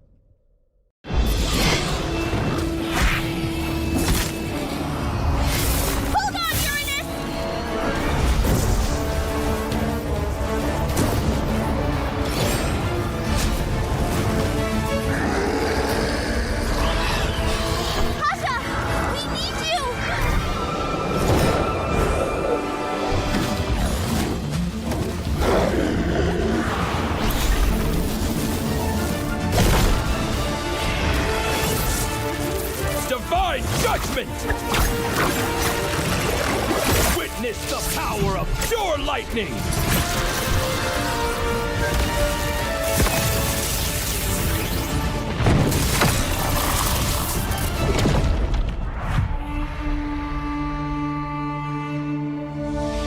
All that lies below is under my vigil.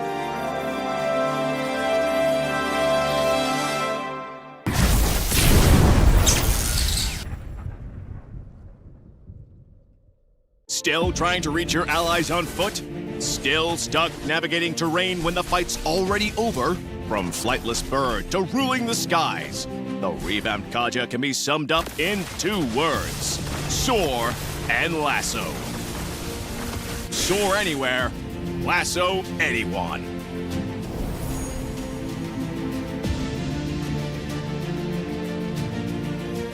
First up, Kaja's passive skill. We kept its paralysis effect and upgraded it. Hitting with Kaja's skills will slow enemies and reduce their damage, making it easier to pressure enemy carries. Moving on to his first skill, Kaja releases a ring of primal lightning, damaging enemies and healing himself. Scout pushes, recover HP, interrupt recalls. Kaja can now fly into the enemy jungle like a true fearless roamer. From a short dash to full flight, Kaja's second skill is a highlight of this revamp. Kaja dashes to the target area before entering. Hello everyone, welcome back to Monsoon Seige. Today in today's match we have Vincere versus Badda Esports, two of the amazing teams from one is from Nepal, Badda Esports is from Nepal, and Vincere who is from Bangladesh. So these the two teams are amazing. So as a caster, we have Manisa Mahato as well as Tanzim Afroz. I'm sorry if I'm pronouncing your names wrong, but we have these two amazing, beautiful casters. So casters, take it away. Well, hi everyone, and yes, we are back again with our low bracket final, and this time it's gonna be Vanquish, Vincere from Bangladesh, and there's gonna be Bata Esports competing against them from the side of Nepal, and we already know that these two teams are really amazing. They showed their powerful, their strongest fight, and still they managed to, not stay on the top. Like our upper bracket, but this is the last chance they're gonna have this time. And yeah, let's see. Moving on to Manisha, how are you feeling about Bada Sports? Well, I am really excited for this match, to be honest. But before that, before I say anything, here we have our quote from Zandik. Confidence is cute. Let's see how long it survives on the battlefield. Well, they have shown the confidence, the resilience as of now, and they have managed to come this far. And battling against Vanquish Vincere, one of the top female teams from Bangladesh today. I think it is going to be a do or die situation for them, as well as our, Bangladeshi team, our Vanquish Vincere as well. Let's see if they're going to, Vincere or be vanquished, as our cupcake has mentioned in her quote. So overall, I am very, very excited for today's match, and let's see how it goes for both of the team. Exactly. These two teams are amazing. I've been watching a lot of their games as well, and judging from their drafts, these both of things they really love those golden picks. They really love those golden picks. They really like those early scrimmages as well. So let's just see who will win out. As well as we can see Wonder Girls, they have moved on to the finals, and this is the lower bracket final between Badda Sports and, my apologies for the name confusion. It was Vanquish Vincere. So let's just see Vanquish Vincere can move forward, or Badda Sports, one of the top teams in Nepal, can stop them as well. So let's just see in either of the team, whoever wins, one of the top teams is gonna go move on to the finals. So let's just see who is gonna be that team. So uh I'm gonna ask any of you can answer. Who do you think is gonna win this today? Who do you think is gonna win today's match? I'm gonna start with Manisa. Who do you think is gonna win Who do you think is gonna win today's match? Uh, I'm not sure, Suyog, honestly, because both of the teams are very competitive. I've seen Badda Esports play. They've been to international tournaments as well. And considering that experience as well, they should not have any difficulties winning this game. But on the other hand, if I talk about the Vanquish Vincere, they are equally very competitive. They are very, they already have understood, they have figured out how Badai Sports play, and they are definitely not going to let Badai Sports win easily. So it is going to be a head on head match, in my opinion. So Same Tanzim, what goes are your from thoughts? my side as well, because that's this team is the last one standing from Bangladesh, so definitely they will try hard and win against Badda Sports.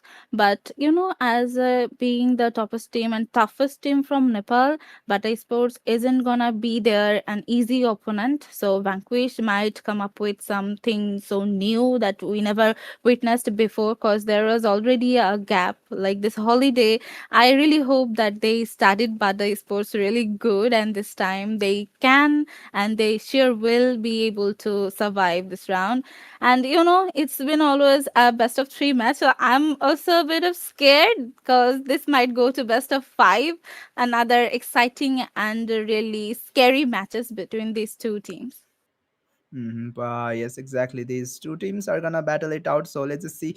In terms of win con, what do you think is the win con for Badda Sports as well as Vanquish Vincere Manisha? So, what are your thoughts? What is the win con for Badda Sports and what is the win con for Vanquish Vivi? Let's just say Vivi. Hmm. I would say if they like how I have usually seen Badai Sports play is they usually go for um the hyper offense most of the times, but Mm-hmm. also they play in a collective way. Like they are going to gang one person at a time. That kind of Mm-hmm. situation. Usually that way they have won. Uh, so if they kind of use that strategy, so that could be how do you say that X Factor, uh, let's just say. yeah, that could be an factor for them. But also sometimes they kind of they get flanked, they get choked, very small mistakes. So they have to work on that as well. Sometimes I think their synergy, midway they just lose that. So that could be a con for them.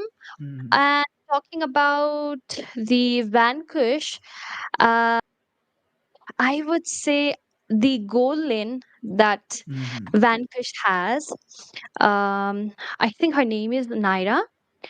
Yes, So it she was. very, she single-handedly can carry the whole team. I personally feel that. And we have actually seen that happen in the previous matches as well. So overall, that is, I would say, one of the strongest thing about Vanquish. Meanwhile, I think it's regarding it's kind of same for Vanquish as well. Like they kind of miss out on some positions sometimes, or they kind of miss draft sometimes. Like the drafting, they can really go bad. So yeah, that is all Mm-hmm. from my side. Okay, so Tanzim, what are your thoughts? What are the win cons for Well, both of their teams? What do you think? Do you have to just add anything extra? there is nothing extra to add, because Mm-hmm. since Manisha said everything, I feel the same way about Vanquish. And basically, it's all about Naira from our side. But I Mm-hmm. do believe that there are a few more players that can go along with the team really well. And there's also another thing we all saw, that Vivi really plays like so desperate to do sometimes, like secure the kills or the objectives. So I really hope that if they can avoid that type of such situations, then Mm-hmm. definitely they can do better against the Bata Sports, since it's always been one head-to-head fight, and both teams are winning. like both. Mm-hmm. We always see that there is only one winning and another one is losing, but while it's about Vanquish and Badda, they are always the same: the gold, the objectives, the kills, everything. Mm-hmm. But there's been one slight mistakes that always happens while the mid game is there. They kind of be desperate. On the other hand, maybe they be avoid every fight, and they avoid it so much that they forgot that yes, they have to fight. That's the thing. If they can avoid it, I think Mm-hmm. there is a high chance they can compete against Bata Sports. So basically, they tend to lose out their objectives as the game progresses on. That's what you're trying to say, right? Yes, yes. Uh, okay, so let's hope both of your teams have really well prepared, because both of your teams, I've seen. I don't know about Vanquish Vincere because I'm a Nepali myself, so I've seen a lot of Badda Esports games. So what I've seen is Badda Esports, they really love to scream those early. They really love to fight those early fights. So Zandik, being a really good explainer, she always rotates Yeah. early. So let's just hope Vanquish Vincere can do really really well, because I've seen some quiet games from Vanquish Vincere before hosting so as well. And Vanquish Vincere, as well as you guys have said, Naira plays really really well. So considering the fact that Naira is the one who carries all the game, do you think it is really easy? Do you think it's going to be really easy for Badai Sports to basically read out their drafts, or read out their strategy, let's just say? What do you think, Manisa? Do you think Bada Sports can read out their one, let's just, because it's gonna be like one dimensional draft, because it's gonna be a Naira centric draft basically, as you guys have said. So do you think Bada Sports is gonna read that and ban out a lot of marksmen, or what do you think? I mean, they should, but you have so many marksmen and you have only five bans. So even if you ban like five the marksmen, the hero pool that I've seen for Naira, it's kind of vast, Mm-hmm. and they should definitely look out for Beatrix, especially. Mm-hmm. She plays it really well, especially Beatrix. I loved her game in that. So if they have to look out just for Naira, then yeah, they should be able to understand how they are going to pick the marksman, or if let's suppose if they have a roam, if they picked up a roam early on, they should be able to figure out like what kind of a marksman they are going to pick. So by the time, like, since this is the lower bracket for the grand finals, by this time I think Badai Sports, they are well prepared, they have done their homework, and they have understood how Vanquish has played till now. And yeah, they I hope they do understand the Mm-hmm. drafting rules. Mm-hmm. So I'm gonna ask a different question to Tanzin. So you have casted throughout the tournament, right? So who do you think is gonna be like MVP player from Badda Sports, or who's gonna be? I think it's really obvious, because it's gonna be Naira basically. Always, it's always Naira basically from what we have said. So, but what do you think Badda Sports, if they came out on top, who do you think is gonna be MVP? Tanzim, who do you think is gonna be the most crucial player today? I'm sorry, your voice is a bit cut off, Tanzim. Maybe, Well. Yeah, I'm back. Maybe I'm having okay. some issues. Issues are always facing There me. are always issues. There are always issues. So, Yeah. definitely, in this situation, it's really hard to predict that who's gonna be the most valuable player. After all, it's team fights, and as Mhm. well as participating into the fight, be close to your baits, and also there's your performance that matters the most. So, if I talk about Naira, then I think someone else can outshine her. If mention it, then Mhm. that's gonna be Owen, the mage from Vanquish. There's a chance like these two might fight for the title. And on the other hand, if I look at Bada Esports, then definitely I will say it's gonna be Zandik. I don't know why, but I Mhm. loved her gameplay so much that she is so good with her Sora, as well as I saw she played Benedetta. So these are really well. So, and on the other hand, I also think that can be Mamo as well as Tommy, because these two are also two players that caught my eyes throughout this tournament. And Mhm. so yeah, let's see. So in terms of drafts, what do you guys think? So, all right, I'm already loving the draft from both of the sides. Vanquish has picked Melissa, very meta hero in the current season, Mhm. and as well as Beleric and Novaria. They are equally very much picked.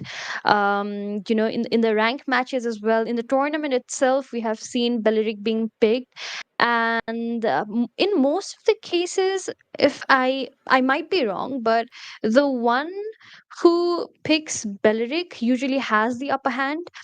But again, we also have Melissa, so it can also be equally difficult for Badda Esports to really lock in because of her skills, obviously. But yes, we also have Minotaur and Esmeralda, very frequently picked heroes, I would say. There's nothing extra in this draft, to be honest, because we've seen this. And as expected, once we have Esmeralda, we will definitely see carry, if not banned. So yes, look like for now, it looks good for both of the sides, in my opinion. Tanzim? Well, since there is the last one came out from Badda is Lilia, and yes, looking at the draft, I think Vanquish might be in trouble since Carrie is the one gonna melt your all strong sustainable heroes, and there is a Minotaur as well as Esmeralda. So whenever we saw Esmeralda, there is a carry if she is open. And this Yeah. time, having Beleric as well as Novaria, I think Badai Sports has the upper hand. I don't know how, but like I am not gonna explain their strategy because I definitely don't know how they're gonna play. But still, I have the feeling that Beleric, Novaria, and Carrie might be trouble for Vanquish, since in the early game, Carrie might be not in some kind of advantages because Melissa got really long ranges as well as enough damage to deal with Carrie alone. But if she is not taken care of, I don't think Bata Esports will not look after that. Like they are gonna focus on Golden just because of Melissa. So if Carrie got the upper hand, then things might turn out really bad for Vanquish. So basically, I think Vanquish, they really need to look out for this carry, right? So what do you think is going to be a really good pick for Vanquish if they want to shut down this carry early?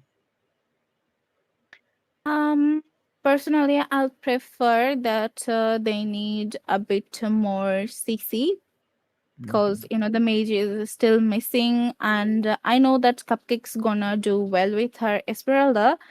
So if they can just be there in gold lane in time before turtle or the gang times, probably they can make it out for Melissa. And since Naira is going to be the one playing her, so she can easily carry the team out of the trouble. And having Zetian as the mage might help them as well, because there is a whole lot of CC that will come out from Minotaur with Minoan Fury combined with Fury of the Phoenix. That's gonna work pretty well to take down, like two or three of them. So definitely that has to be a good set from Vanquish. Hmm. Honestly, I think more than carry, Novaya is going to be the pain for Mhm. Melissa, Mhm. because That can be she fun. can definitely get a gap, and if the target locks in, I mean, it is going to be really, really hard for Vanquish to, really attack on Novaria because of her skills. She can pass through the walls and sometimes outside the map. So I think Vanquish should really be looking after Novaria at this point. Mhm. But also, since we have, all right, Yulong from Badda Esports, and okay, Mhm. we have not seen, Sicilian, especially in this tournament, I would say. I was not Mhm. expecting Sicilian, honestly.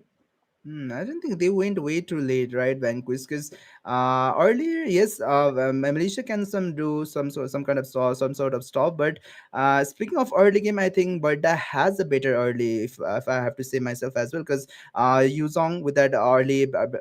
Black Dragon form can really zone out Melissa or even their junglers as well. They can really root that junglers as well. So Vanquish, yes, they have opted to go for late centric draft. I might even have to say, but Badda with that early aggression, maybe they can do something. What do you think there, Tanzim? Do you think Badda can shut down the Vanquish early with these early kind of picks? Well, things are getting really tricky here since Vanquish got really strong late gamers, and I definitely not prefer facing Novaria's Meteor as well as carries all the basic attacks. And having Yuzong and the last one came out from Badai is Xborg.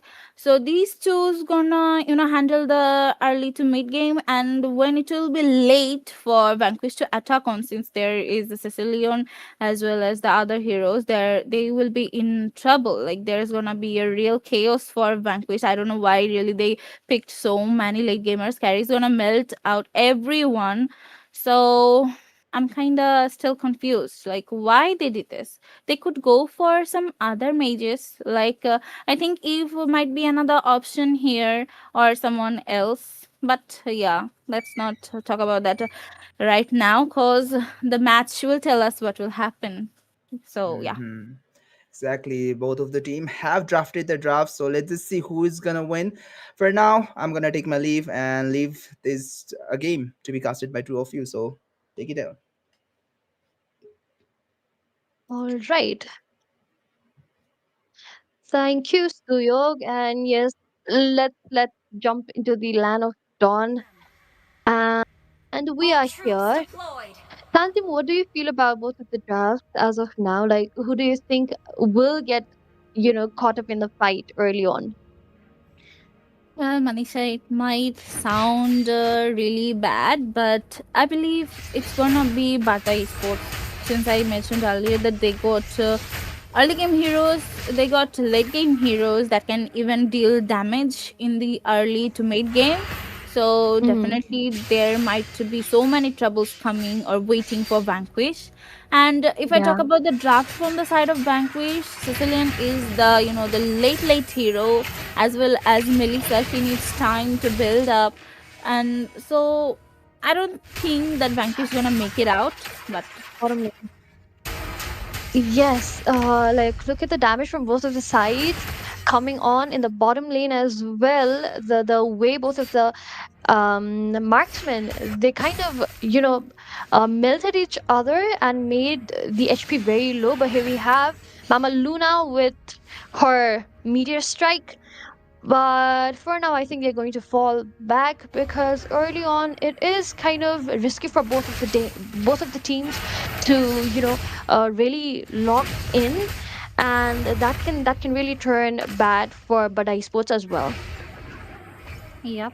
So looking at this situation, I don't think that Vanquish should, just start the fight the way they always do. Let's see in the top lane. There is always all the pokes that coming out from these two teams, but this time since Turtle's gonna be here soon, I don't see Badda Esports leaving any chances as well as Vanquish. But looking at Mama Luna really chilling around with all the meteors, and here you go, turtles being danced by Badda Sports, and they are literally, there it goes. Astral Rico came out with that shot that goes on Cupcake. Let's see. There's Big Black Dragon. Tommy finally secured the turtle. There it goes, the first blood, and Owen got Zandik. Double kill goes to Tommy, and that fight went really well for Badda Esports. And the turtle goes to them, one man and the turtle, and there is two from Vanquish. The trade was literally bad. The starting from Badda, that was good, but you know, as I was really scared about being so many early damage heroes, since it's Yuzong Zandik, but still I don't think that will be a problem. Like the early deaths only gonna be a problem for Bata. Exactly. Yes, as we can see right now in the top lane, one-on-one situation, just clearing the minions. But real scene is going to happen in the bot lane because we have three members hovering around Melissa. But yeah, nothing's gonna happen much. We can see the itemization coming up. Okay, both the MMs going uh for the crit for now, but yes, the damage is kind of equal for now. Here we have Min Fury coming in. Very difficult situation for Zandig. Zandig gets down by Narancia. Another kill might go for Vanquish, but on the tackle, look at her HP. She was literally was able to, recall in that almost 1 HP, I would say. But yes, she was able to go back, and 2 for 2 for both Vanquish and Badda Esports as of now. And yes, it is going to be a tight situation for Mau Mau, but maybe not yet. But considering the second turtle coming up of the match, there might be the engagement, that we usually see. Let's see who is going to take this turtle around. Looking at the formation, I think definitely it's gonna be Badda Esports once again. There it goes. Tommy finally secured it once again, and Yuzong coming in. Zandig is gonna really do a lot of damage. And Owen is trying to give some of the CC, but Sanguine Claw is not gonna work. Mama finally secured Cupcake, being, the like. How do I explain this? Being the scene, the main one from the scene, I think Mama really doing great at this point. Since Yeah. like having carry in this game is gonna definitely do a lot better than Melissa, but and also Mamo got 1 kill, so definitely that's gonna help her a lot. And if I look at the score, 2-3 from Vanquish and Badda, and the goal lead is also on them. So yeah, starting up things with the build. Melissa is coming up with the correction as well as our carry. Both is, I think, kind of following Trinity build. Well, having Trinity on the side of Melissa, I'm not sure about that, but that might come in handy. What do you think?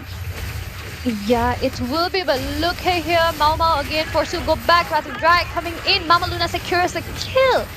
That shot was the, lovely. And here we have Onda Tattoo getting another kill over Owen. No, I think Aspen. My bad. But the way Badda Sports, they are attacking Vanquish at this point, it is really looking not good for Vanquish, because early in the match, 6 minutes, and the kind of lead that Badda Sports are showing right now, that is going to hurt a lot to Vanquish. And look at the damage coming from Mau Mau. All right, we have Lucas Cupcake just farming so that she can come up in the team fight as soon as possible. Here we have another engagement coming on. Okay, lovely. There is another turtle and astrological revealing everyone. And looking at the scene, Badda is still holding on to the ground. This time, I don't think Vanquish is gonna compete on this turtle.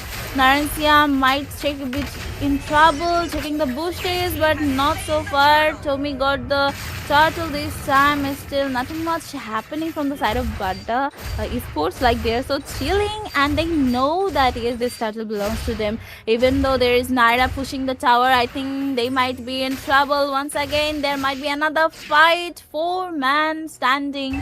3-1 is just there for Naira. I think, Manisha, the main thing happened here with the Vanquish Vincere is Badda Esports is literally taking full advantage of their late game heroes. And, I was talking about Aspen, Owen, and Naira.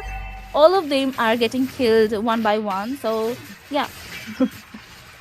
I mean, I think that the Badda Sports today, they are really in that offensive mode. And look at the gold ranking. Top we have Tommy following up with Mau Mau and Naira. And look at Zandik in the bottom lane. The damage is there. It is going to be a tight situation, but no, Black Dragon form is here and she is able to escape. But that was a very forced ultimate that Vanquish came. But here we have Wrath of Drag coming in. Mao Mao gets the kill instead, and Tommy with another kill over Owen. I mean, I think Vanquish, they are really trying to, drain the resources from Badda Esports, but they are not being able to because, alright, here we have Min Fury coming Oh in, my god. immediately picking up, cut it down by Mao Mao, double kill, secured by, my bad, Mao Mao? Yeah, Oh. Naira was down, right? Alright. I literally don't wanna witness any wipeout in this time of the game. The Lord Yeah, popped out of the river, and definitely I would say that's once again gonna be on Bata Sports side. But that was really bad. I don't know what was Vanquish thinking on this draft. That's the thing that killed them, I think, on this round. Since it's a best of five, they will have the chances, but the trouble they are having against Butter Esports, like look at the score, it's 2-10. That's really odd. We were expecting something better than this since Manisha Vanquish did really well. Like they were always yeah. a best of three matches, they were always competing head to head. I don't know what happened to them this time. Uh, I actually, I don't think the draft was bad. I think the way, probably maybe because it's mostly the late gamer heroes that is kind of giving Vanquish the disadvantage.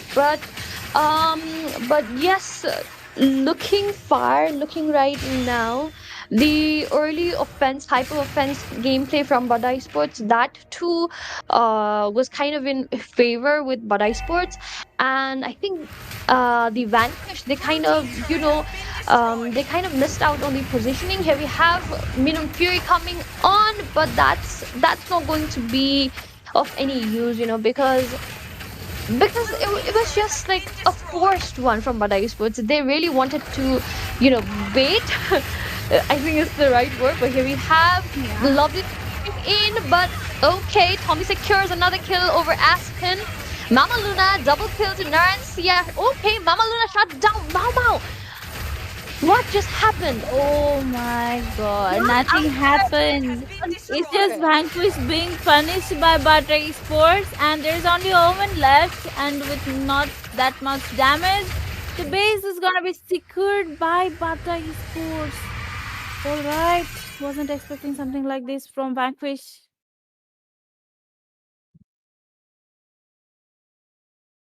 That was really well played from Badai Sports. And as Manisha said, that astral spear, that astral arrow, that was really really good. That was really really good gameplay from Yeah, Badai Sports. And unfortunately, Vincera's VV, they didn't have enough time to get to that late game. So yeah, that's it. I think you guys said it well, that super late game draft didn't quite work out for our VV.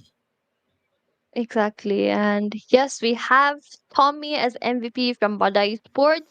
I mean, the way she played, it was really, really amazing because I think her third completed item was the immortality, and it really came in handy during the mid fight. I would say I think she was on the level 11. And yes, looking at the KDA 508, that that definitely gave a huge advantage to Badai Sports as well. And the red trees that she was not missing any of it. The way she was contesting for the turtle, the first one, especially because in the second and third, I think Vanquish, they didn't even really try. But yes, looking at the game stats right now, we can see just two member, okay, one dead Mama Luna one time and Zandik twice. But yeah, overall, I think Badai Sports, they definitely played in the hyper offensive mode because they understood, the draft that Vanquish they had picked. There was basically looking at the late games, and they took full advantage of it, because yeah, because of the draft especially. Well, I would be surprised if they were not taking advantage of their late game heroes. Since the MVP is obviously Tommy, as I was expecting, and the way Xborg was always diving in, the key was to win this round from Badda Esports was all the late game heroes, I'll say. So Yeah, yeah. I think one of the definitely. another issue for the side of Vanquish was they couldn't shut down Novaria quite easily, because Novaria was Yes. always there, just zoning people out, just zoning the damage dealer out of the team fight, so that Badda, special Tomie, can dish out enough damage. And another combination from this on the Tato on this Belric and Tomie on that Xbox was really really good. On the Tato Yeah. goes in with Rat of a Dryad and Nike, and our jungler Tommy comes in with that beautiful ult, and the rest of the team, they can't do anything, as there's always Novaria zoning them out with her damage. So that was really really well drafted from the side of our but I suppose. But VV, I think they will learn from their mistakes, and they will come back stronger with a better draft. So let's just hope they can come back better, they can do better. And since it's Vivi who have lost, I want to ask Tanzim, what do you think is the main issue, and what do you think they need to solve, Vivi, that they need to solve to if they want to come back on this next game? Well, you know that the draft literally tells you how's your match gonna be. So I think they need to improve a lot more this time if they wanna win against Badda, or they wanna get close to them, since there is gonna be another chance for them. That's gonna be the last one if Badda wins this time. And yeah, definitely Sicilian was the first picked hero in this entire tournament. I don't think we have seen Sicilian because he's so late. And there was a plenty of options, since there was Mhm. always Melissa, there was always Minotaur, and from that time, the early time of the draft, it was good so far. And I really prefer that if Vanquish were not diving into the really late game, they could do a lot better. Esmeralda was also a good Mhm. option against Carrie, since she was also gonna melt her down in the late game. But if there's any early heroes, like as I mentioned, then there could be Eve, there could be Zetian. So that kind of heroes that gonna cover your early game. And of course, Melissa, after the build up, she can take over, as well as there was Esmeralda and Minotaur. They can also help you, give you that kind of the backup that you need. So they can I'll say that they have to work on this hero and draft things, Mhm. and so on. Exactly. I think, especially in this meta, I think our me, especially in that mid lane, they really need those picks which can dish out a lot of damage, especially from their early Yeah. stages, because it's all about this early advantage. Who can take that early lead, especially in this meta? So I think yes, that super late game mid lane didn't quite work out. Yes, you can put later late game marksman on that other side, on that side, and on that goal lane. But in mid lane, especially in this meta, I think we need picks like something like I don't know, like what what are the If early picks? something can just give Mm, you a lot of crowd control in the early game and exactly. take it down. Basically, I think we need that. So let's just see if VV can come back or not. For now, I think Badda Sports, they are doing what they do best. They just isolate the team members, especially on that Yeah. earlier stage, and they just go dive in. Basically, they know how to make it a 4v5 or 4v1 situation or Yes. 2v1 situation. Basically, they can out rotate VV right now. But VV, knowing that, uh, let's just hope that they can out rotate Badda Sports, and they can do better draft against Badda Sports. So Manisa, the question is now, Badda Sports, they have done quite well right now, but what are the Mhm. some quarter do you think there are some cracks in Badda Sports that VV can utilize that to win against Badda Sports? Well, honestly, I think considering the draft, actually, let's talk about the last draft that Mhm. we saw. Like they saw a Novaya in the mid lane, and they knew that it was going to be difficult for Novaya to really catch up on. So they could have either targeted the EXP, Mhm. EXP more, because Onda Tattoo, she was mostly with Carrie, and Novaya, mostly she was rotating over um, Golan in the early phase. So they could utilize that and make pressure on the EXP or even the jungler. They could really invade it, because, like, mostly what happens is in our mind that they're not going to invade because we have a very early attack heroes, so they might have that kind of thought. So they could really utilize that section as well. And I think they should also try to isolate someone and attack them. So that could also be a handy strategy. So Tanzim, you as well. What do you think are some of the cracks that you see in Bud Dice that Vanquish Vincera can utilize? Well, this time I will also focus on the EXP laners, and Mm-hmm. I think they can make another move from Badda. That is, they can just hop into their jungle side and steal the buff. Since they also like Vanquish also got the upper hand earlier. I've seen that they are being so good invading the opponent's jungle side. So that can be another point. If you don't let the objectives on the hand of your opponent, even though it's their stuff, their food, but if you don't let them eat, then they will be able to outshine them, since Tommy was really aggressive. And of course, they are taking the full advantages because there is no damages that coming out from Vanquish. And definitely, if they can just invade Tommy more and more, then that can be a crack that Vanquish can use for them. And yes, being on EXP laners, I really don't expect for them to stay on the EXP side so much that they forget all the other lanes and miss the round. So I think, for me personally as well, I think yes, EXP is a really good place to start if they wanna win out those early fights.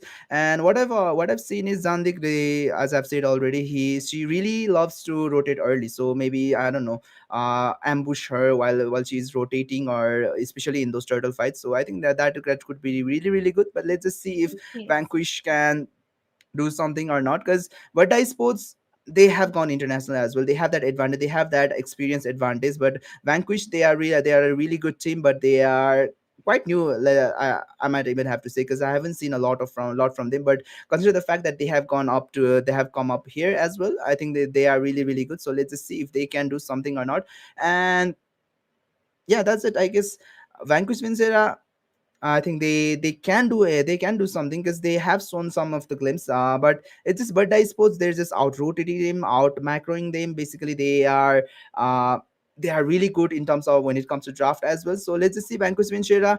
Yeah, you guys have said as well. They are really really strong, but they lack some experience. They lack some uh, that draft experience. So let's just see. Another drafting phase has already started. So Vanquish Vincera, they have the first picks, but I suppose they have the second pick. So that means Vanquish Vincera, they have the advantage to pick that first pick. So what do you think is gonna be the perfect pick for Vanquish so that they can pick early? I think this time Vanquish again will go with Melissa. There's a chance because since Melissa got really good damages as well as ranges. So and I can already spot. I was about to say that Atlas can be another option, but it's a really low chance that he will be open. And Hirara came out from Vanquish. On the other hand, Bata got Akai as well as Marcel. I'm not sure about Akai, but Marcel is my another favorite band hero because I definitely want to get captured by him. And about Vanquish, I think they should go with Melissa again if she is open and have their strategy like having some really strong heroes in front of her, Esmeralda can be another option, since they're just same heroes, but still they can make it out with these heroes. But I'm not sure that how long Badda gonna let these heroes open for them. And Carrie was the last ban, so Mhm. I think Vanquish got the upper hand this time. They can go with some strong, sustainable heroes. I think Berta can right here go for a really good EXP, really good tanky EXP, which is going to be that Barats, because Barats is still open, but let's just see. Guinevere was open, so they will pick out that Guinevere and that Novaria. So they wanna outrain. I think Butta what really wants to outrain Vanquish's damage, especially with that Novaria and that instant jump from the side of our Guinevere as well. So I think, but they really want to fight by isolating one of the members. So let's just see if Vanquish can read out that draft or not, because they have that advantage to pick that the really good tanky exp. Barats is still up for grabs, but they don't want to go for Barats, as I've seen, uh, especially on this tournament. They really love to pick those early mazes and marksmen, especially on the earlier stage. Don't you think, Tanzim? Especially in Yes, women's division. that's the whole Land of Dawn matches. They are like early games. If you take it to like 20-25 minutes, like super early, then you definitely don't have your like the star size sustainable heroes. They are not gonna stand for you, since there's gonna be a whole lot of damage coming out and you have to deal with it. So I will prefer that having early game heroes. It's good, and I'll prefer that. And there is already Eudora, but again I'm confused about Vanquish, since there was Novaria from the side of Badda and she was maintaining her position like really really away from Vanquish, and I'm not sure how Eudora is gonna do in the early game having 1v1 with Novaria. But on the other hand, there is our Hanabi that came out from Badda. I think Mhm. she is gonna have some trouble with our Belleric from the side of Vanquish, because there's gonna be a lot of damage reflected on her, and Hanabi is doing really great, since she got the like bounces, and of course her passive that is CC immune. So against Eudora as well as Belleric, that is another option that Badda chose that goes really well against Vanquish. Mhm. So Mathila banned out as well. So another potential threat, especially for that, especially Hanabi, with that Mathilda was going to be really good. They scouted out that. And Manisa, welcome back. And what do you have to say about this draft right now? First of all, really, really apologies. Okay.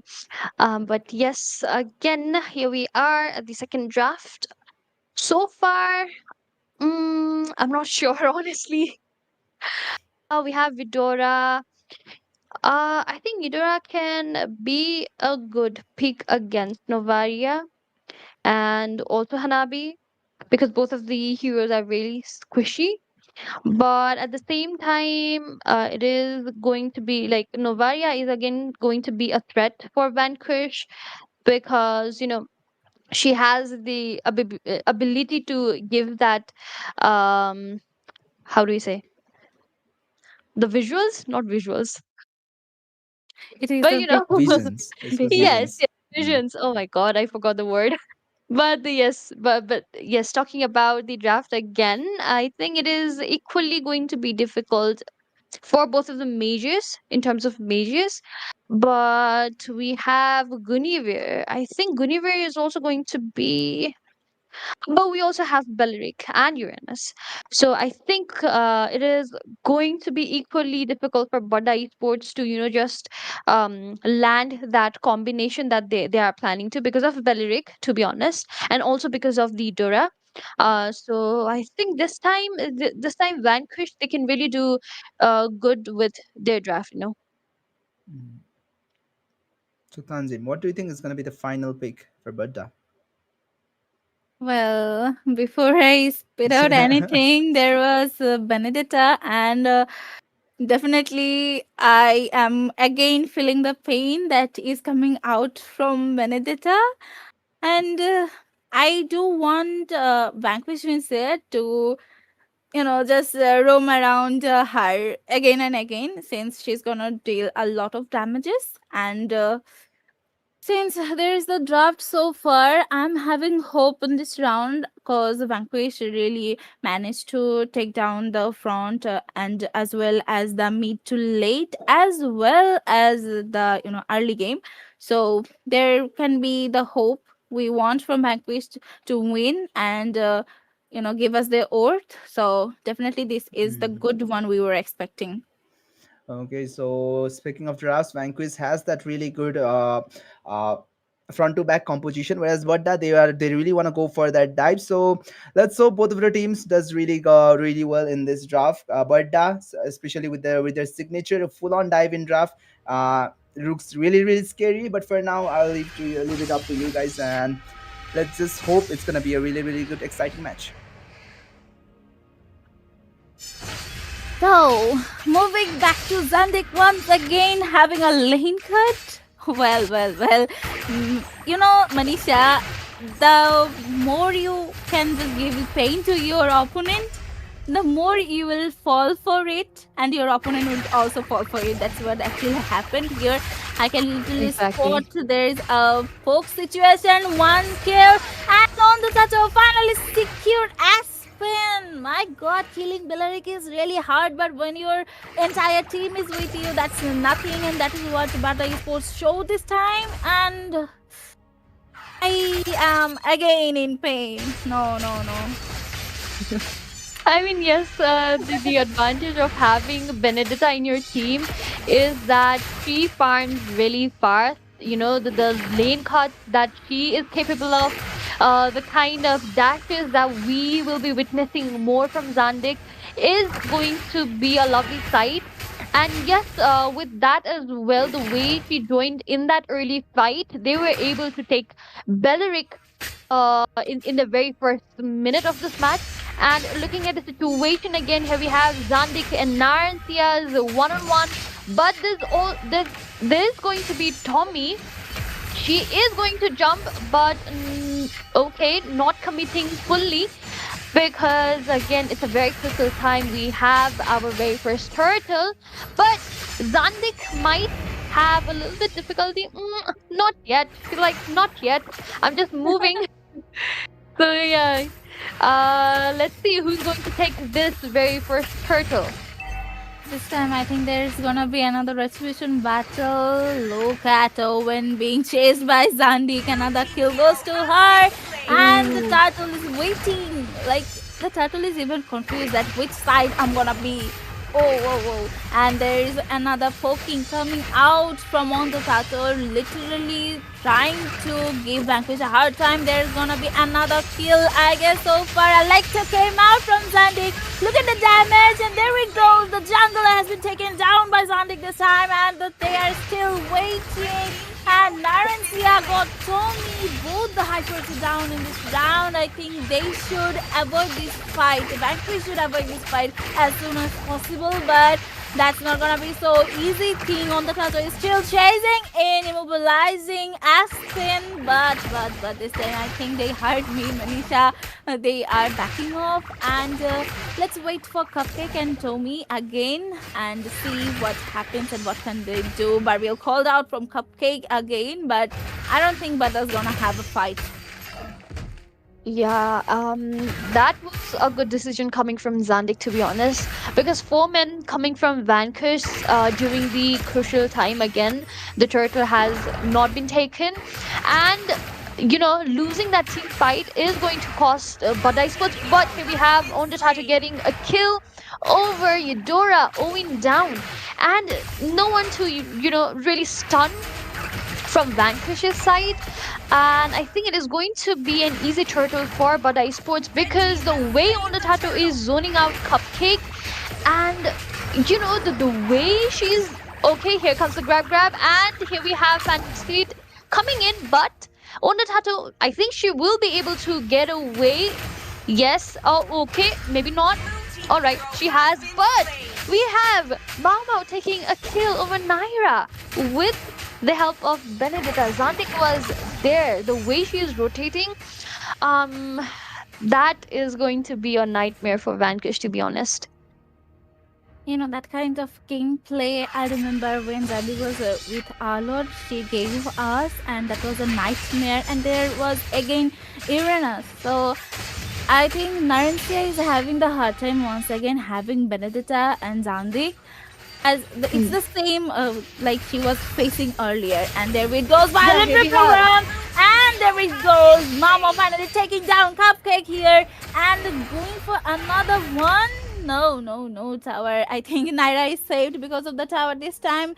But Mama Luna isn't gonna be the one that's not gonna give you a hard time. Since, you know, all the meteor that's coming from Novaria, that's really working well from Badda Esports side. And this time Naran is chasing Zandik. Oh, no, don't do that. Don't do that, man. But no, we have Owen coming in for the follow-up. But I think she's just going to, you know, clear that lane and just... Okay, here we have Petrify coming in. Very low HP Zandik. Will okay not be able to survive this time. Here we have the grab coming up from on the Tato. Very low HP Owen. I think it is going to be yes, and Mama Luna secures it. Okay. I thought on the Tato was going to get that kill, but the way Mama Luna, you know, stole that from her mouth, that was okay. That was lovely. The shots connecting from Novaria at this moment is really, really nice. You know, it's like the same as we saw in the first round, and it is still locking in. But yes, Melissa is able to take that bottom turret, while we have a very 4v1 situation coming in from Badda Esports. Nancy in a very difficult situation, and yes, she is able to... Okay, she was dead. Here we have the bottom lane. Zandik going in, very low HP. Naira gets killed. That was a brutal kill from Zandik, to be honest. She was deep into that turret, and she did not, you know, give that chance. But again, in the top lane, Rapid Drag coming in, him with the follow-up. And Tommy secures another kill over Aspen. Looking at the situation, Tazim, I have to say that Badda Esports, they are again taking the lead, and I don't think, you know, it's going to be a really comeback from Vanquish if they let Badda Esports beat them. You know what I'm trying to say? Well, all I am watching is Badda Esports is not even letting us breathe, man. Exactly. Like, look at them. Like, they are having fights. They're enjoying every moment of the Slanted Dawn, and the way they are, you know, suppressing Vanquish, that's insane. You don't really expect your opponent to be in the high cut. And there it goes. But we'll call out once again on Zandik, but not gonna help this time. There is another tower between tower fight. Zandik finally destroyed the first tier of mid lane, and they are backing off. Narancia might be in trouble since she is surrounded by 4 from Badda Esports this time. And let's see, not focusing on Narancia, they are focusing on Naira. So yeah, definitely she is delicious than Narancia. So okay, grab came in, and there it goes. Mama mega kill secured, and the strongest among our Mobile Legends Bang, the metal mountain is down. Narancia is gone, and Aspen is still here, but this time they are not surrounding the Lord, and definitely Badda will take it down. I don't think, yes, again, Manisha, I will agree with you that I don't think there's another coming back to see in this round. Oh, here we have Zandik. Oh. They were able to take Zandik in a very tight position. You know, Zandik, she had nowhere to go because the way Cupcake and Eudora, I think, as well as Melissa, they were all over her. It's kind of made, you know, really difficult for her to, you know, just keep. And yeah, Vanquish, they were able to secure that kill, that precious kill over Zandik. But again, I don't think like killing just Zandik is going to you know, give any like, how do you say it? Like any trouble for Vanquish, Yeah. definitely. So, Zandik is just being confident about all her movements she's doing over Vanquish. And there it goes, another meteor came in, and Mama Luna secured. So, definitely you should fear Novaria as well, Vanquish, since and it is not a threat, it's also Novaria. And look at them, they are still pushing in. The first inhibitor of the top lane is down. And there it goes, Wrath of Riot came in, but Monster Kill is secured. Double kill is secured by Mama. 3 men down from Vanquish, and this time they're still pushing on. My goodness, look at them. Just Badda Sports is showing that how hard they can be on their opponent, and they are literally not leaving any slightest chance to be there and give you that much pain you don't even imagine. Exactly. And since the top turret, the base turret is already gone from Vanquish, the minion pressure coming from there is also going to be a pain for Vanquish, because that way Vanquish will mostly be focused on that. Meanwhile, Badda Sports, they will be able to take another two of the base turrets. And if the kind of pressure that Badda is giving to Vanquish, if it continues, definitely it is going to be really, really hard for Vanquish to, really come back. Yep, since the score is 316 and there's, oh my goodness, don't tell me it's 10,000. It is 10,000 goal difference at this point. It's only 11 minutes, and look at Badda Sports, how they are being so hard. And Melissa, Mama. there it goes. And Barbil called out once again. Zandi is gonna be in the top. Okay, double kill is secured by Mau Mau. And there's again triple wiped out from the side of Vanquish Vincere. I think the spotlight this time Mau Mau secured, since her build Trinity is almost it's done. Like she's waiting for the last one, and as well Exactly. as Danding. So definitely this Lord also belongs to Badda Sports, since there is 3 down from the side of Vanquish, and they don't stand in front of Badda this time. Like people generally say that Hanabi is a really dark system heroes, and they don't prefer having them. Like prefer having Hanabi as a marksman. But looking at the situation, Hanabi is really dealing the damage. Like look at the damage dealt from Mao Mao alone. That is insane. That is literally insane. Well, And there's yeah, a scene where I used to play in a tournament and I picked Hanabi, and my team literally scolded me just because I used her. But I proved them that yes, even though she's the darkest queen, you say, but she can yeah. also give you that much damage you want. Exactly. And also because of her basic skills, that alone can give you so much damage. Yes. And like look at her, look at Mama right now. She's literally melting the turret easily, and as well as Belleric going down. I think here we have Valeric coming in, and Mama secures that kill over Aspen. Zandik, the way she's diving in right now is insane, but she will have to fall back on the Tata going in. Grab. Not at the moment. Tommy in very low HP, and Naira was able to get a kill. Mau Mau secures another kill over Cupcake, and with that, the game number 2 between Vanquish and Badda Sports, that is again taken by our Badda Sports. That was an insane match. That was definitely a one-sided match, I would say again. But yeah, that was a lovely match.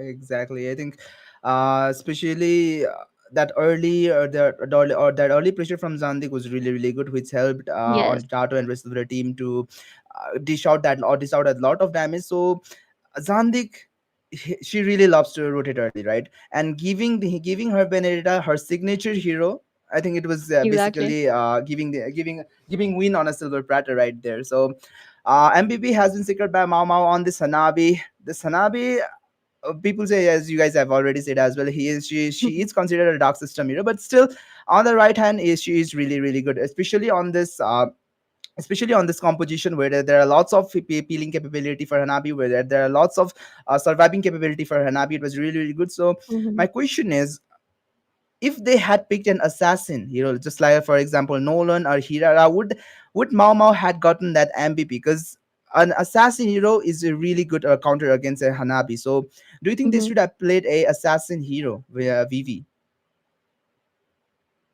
Well, I've never seen Vivi being so much aggressive with assassins, so I don't think that could be an option. But her Hirara is always their first to ban I've seen so far, and having Nolan on the side, they could do that much damage. And also, Leomord, since Cupcake is so good with heroes like Pakito, and having Mhm. Leomord is kind of the same, I'll say, but this time I don't think she really could outshine against there was Guinevere, there was Zandig, and there was also Tommy having Guinevere, Tommy having Guinevere, and Zandig got Benedetta. So these two gave her a lot of pain. So if she was picking Nolan or Hirara, even she got a chance to pick Hirara, I think they could do a bit more, even though I don't see them playing that much assassins, but still I would say that they could do some more damages. Like it could be something that is a balanced gameplay, we say, not some just one sided and being snowballed by your enemy. Mhm. So my question is, especially in open category, we have seen most they really want to pick heroes like on that XP, just like Barats on that assassin hero. Mhm. They really love to play those heroes like Nolan or Hirara, special. But in today's game, I haven't seen a lot of prioritization on those heroes. So what do you think is the reason, Manisa? What do you think? I think it's because of their comfort zone, and I honestly feel that because in the female category that I have witnessed as of now, they mostly prefer going with their comfort heroes rather than you know um taking the meta heroes or even the counter heroes. But I think, for example, Melissa, since she is meta hero at this point, but I think that is also a comfort hero for both of the team, either of the team, I would say. That is helping them, to use it very often. But let's say if Hirara, okay, so Hirara being comfort, uh, she might have been picked, but considering the situation, most of the times they are banning those kind of heroes.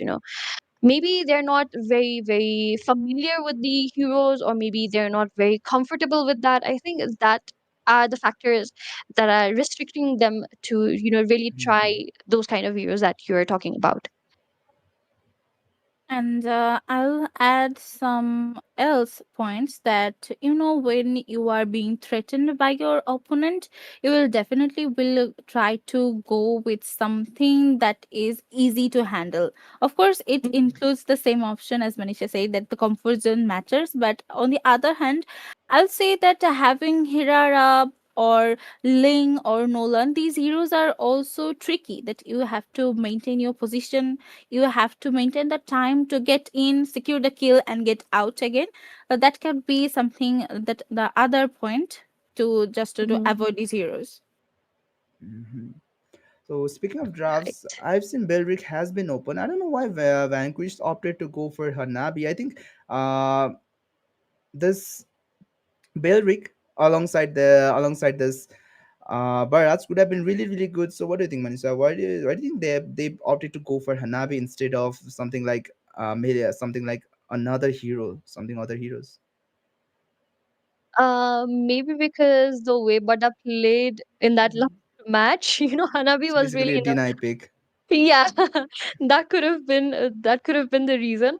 But I'm not sure like why they banned carry in the third bans, like Mhm. because that way Badai Sports, the Esmeralda was open, so definitely Esme was going to pick up from Badai Sports. That was that Vanquish, they should have understood. But here we have Harry being banned. It is quite easy, I would say, for Badda to really jump in without getting that fear of being melted very quickly.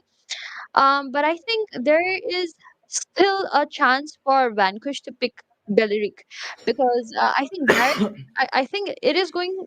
to be on the EXP side, or maybe even hyper. We have seen Barrett's being hyper, so Mhm. that could be other possibilities.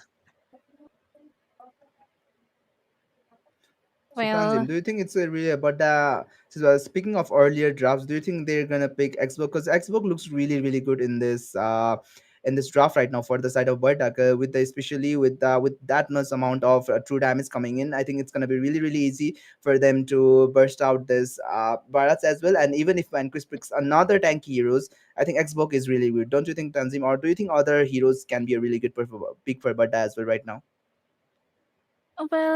export can be an option, but I Mm-hmm. don't think they'll go for export since there is Guinevere really Mm-hmm. doing well in the jungling section and having Esmeralda as your XP. And since there's carry has been banned out, there is no one to compete against you, so they will not go for export at this point. And they came out with Lunox, right? The damage she will deal on Barrett, that can be so handy having Lunox on the side of Badda, but also can be another disadvantage since Lunox really don't have that kind of CC that all the other mages have. So she can be a threat as well as she can be nothing in front of Vanquish. Mm-hmm. Mm-hmm. So Manisha, do you have any thoughts? Because Vanquish, don't you think they have made the same mistake as game number one? Because they have opted to go for one another Yes. super late draft. Don't you think? Yes, I was actually looking at that and I was kind of thinking exactly that, we have Bakria, most probably in the jungling side, Mm-hmm. and Barrett's EXP with a really squishy support. I would consider, Mm-hmm. uh, th- like Minotaur, it was still open. Minotaur could have also been really good, because we have Guinevere in the Badda Esports side. So, they could have maintained the timing, and Minotaur could actually counter the Guinevere's jump, with the Minion Fury. So, that could have been the case, but I'm not sure what they are strategizing right now. What are their strategies are? But let's see, because we have Novaria and Hanabi, one of the really comfort heroes from Badai Sports. So let's see how Vanquished they are going to, really carry out in this Mm-hmm. game. So Tanzim, what are your thoughts? Because Novaria being she's a really decent early game hero, but if you don't land those astral spears, I think it's gonna be really hard. So do you consider Badda has a better draft, or do you think Vanquish can pull something out? Well, having Baksha and Bharats on the side, I think it literally depends on Novaria as well as a Hanabi. And there is Xborg and Lunox on your opponent, so definitely they will have a hard time since those sustainable heroes are really weak against pro damages. So if Owen, since she Okay. is a really good mage, if she can, put all those meteors on your opponent, so that can be something handy. And yes, this is the last one, the last chance Vanquish Vincere gonna have. So I really hope, without saying anything, I really hope they made it out. All right, and here we are at the land of dawn. Early on, I was seeing Owen giving really good, damage to our Mama Lunox, and here we have Onatato in a very low HP. Okay, I did not realize Onatato was playing Guinevere. All right, that's really good. I am really excited for this match now. Okay, because I really love Guinevere as a hero, and Guinevere being a very versatile hero, it can be used in any lane. So let's see how it goes for Badda Esports as well as Vanquish. Yeah, in that is why I was expecting Guinevere to have in the hyper section the jungler, and I was Mhm. hoping that Badda will go for like a true roam hero. But since Yeah. they got really good options, like all the options on their side, and look at the damages, the pokes that's coming out from Isma this time. Barretts is really having a hard time, I'd say.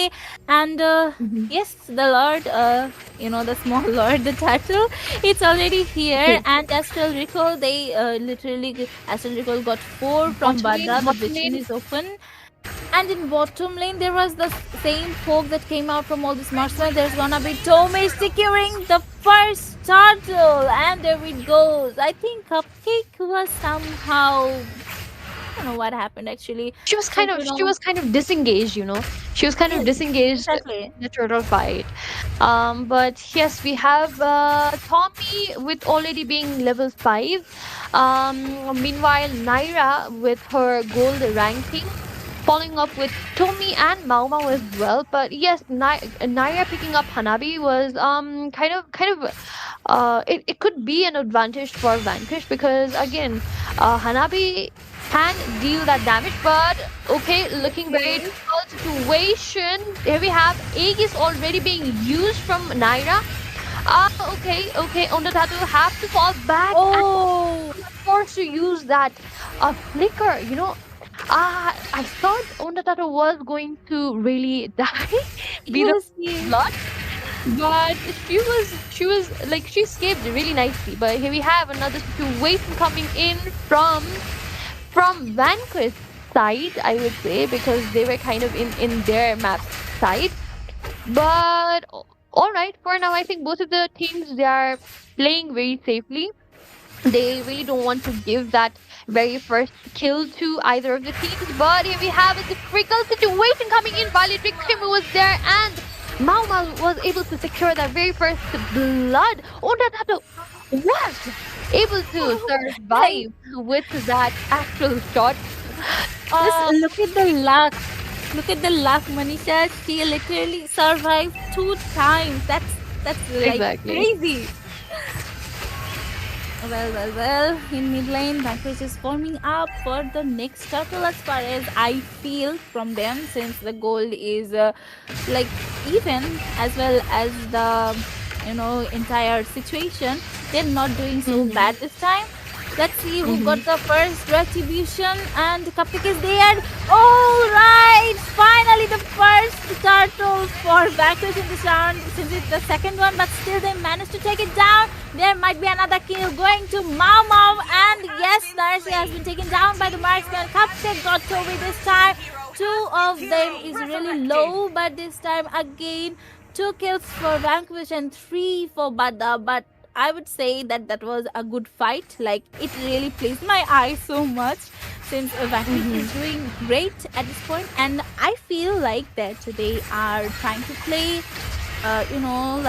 trying to ease their Oh, look mind. at Naira. And look at them once Violet again Victim having coming fight. in, falling star. Well, there's again 5 men from Bata Esports following up, and that Requiem was about to, give so much damages from on the Tato, but not enough to take down one. Since I was thinking about Vanquish's strategy, I think Manisha, they intend to go with the hyper offensive. At the same time, Mhm. they are trying to keep a hold onto themselves, so that way they don't have to be in that unnecessary fight.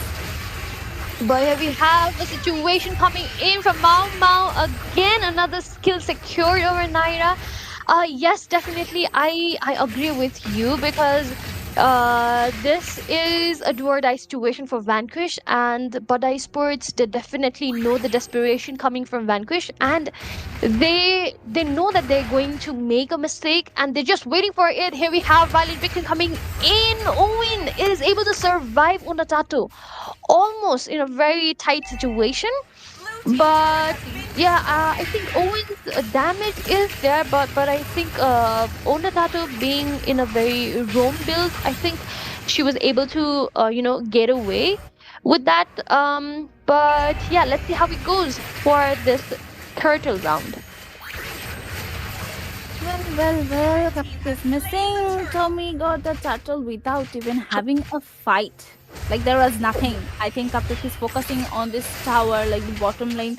They are trying to clear it out, but since Zandik is in front of them, that's not gonna be so easy. When Meteor Mm-hmm. is giving hold on to on the Tato, I think, and this time they will back off. Like both teams will back off and wait for the right moment to strike. I think Zandi is gonna be the first one to start it, and since she is really roaming around, having won the Tato, and there it goes, Valeriticum, and that's how it starts this time. Mama got mega kill, securing Aspen. Might be one more needle, but alright, that hurts a lot. I know how it feels to just let the kill go, but it's more important. Last sanity popped out, got Cupcake this time.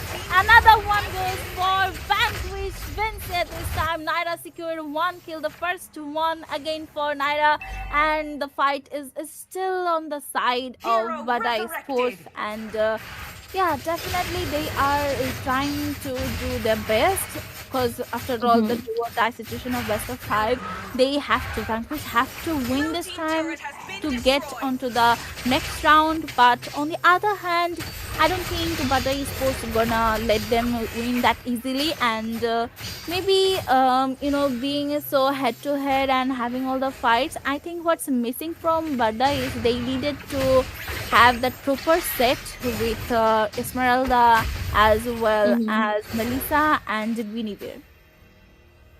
Exactly. I think it's also because Badai Sports, they are also very being impatient at this moment, because they definitely want to end this match as soon as possible, considering the heroes that has been picked from Vanquish, being the late gamers, and also because of Hanabi, that Naira picked. The damage is going to be insane from Vanquish if it goes more than a 12-minute game. So I think Vadai Sports, they're really looking forward to end this match as soon as possible. And we have Mao Mao clearing up the lanes in the bottom lane. Meanwhile, Lord Dance is there. Violet Requiem was okay, not yet, but it's going to be one. All right, not yet, not right, not yet. I was actually thinking there's going to be a kill, but here we have Mamo coming in. Narncia is going to get down, and a respawn has been used by our Aspen. And yeah, but Cupcake is down again. Oh, Wait. alright. Cupcake has been taken down by Badda Sports, and that's the golden chance for Badda to secure their Yeah. lord. And definitely they will do it. I don't see anyone from Vanquish. They are focusing on the minions, clearing up the lanes so they can have a break for themselves. But I don't think what happened to Vanquish this time, since they were doing really good. But on the other hand, I'd say that on the Tato, the way she literally jumped and used Violet Requiem, that wasn't enough. Like, she didn't even wait to finish the ultimate, but still, that was carry enough to fall back on, let Vanquish back off. And having it the build, Mao Mao is coming up with Sky Piercer. Alright, that's gonna be a threat. Like, threat on Trinity. Yeah, it is going to be, and also being the very first one in the gold ranking, Mau Mau at this moment, and also being the one to deal that damage. I think Mau Mau is the real threat right now. The damage that is coming on is going to be a lot to handle for Vanquish, definitely. And also Lord marching from the bottom lane. Here we have Narancia in a very low HP. She is forced to fall back. Owen, okay, there we have the shot, but that is not going to be enough to just get that one shot kill kind of thing. And yes, to mid and the top lanes, Holy Shield has been popped up, also the bottom one. So I think again, Badai Sports, they are definitely trying to end this as soon as possible, and they definitely don't want to risk that, the upper hand that they already have.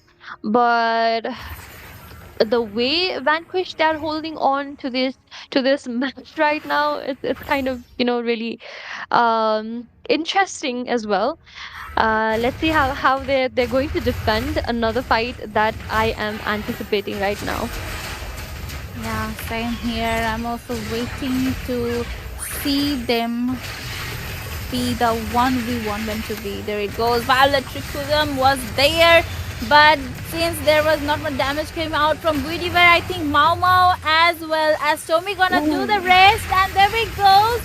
All right, they're backing off. Okay, I think Tommy and Ondatato having so low health. That's the thing that made Badda fall back this time. And on the other hand, Vanquish, maybe Zandig might be in problem. All right, she's backing off as well. And since the full Vanquish Vincere team is here, Oh, they Mama might Mia. be able to take down the tower. And yes, there's Cupcake giving a hand. And the tower has been taken down by Vanquish, and all the baptism was there. Nobody was taking a CC. And Mama Mia since there's down. Naira God, there it goes, and go away. Monster kill goes to double kill goes to secure by Mau Mau, and there it is. Another one. 4-man triple kill is secured by Mau Mau this time. And look at Badda Esports. They are literally protecting Mau Mau like he is the heart of their team. And since there's that much needle damages that came out from Mau Mau, she is gonna carry the team this time. They are heading to the Lord, and the only one, the last one standing from Vanquish, is gonna be chased out by Zandik so far as I felt. But yeah, the Lord is secured, and this time it's gonna be the last Lord from Badda Sports that they need to finish this game. Exactly. Otherwise, Vanquish, once the builds are completed, once they're farmed enough, it is going to be a hell of a time for Badai Sports.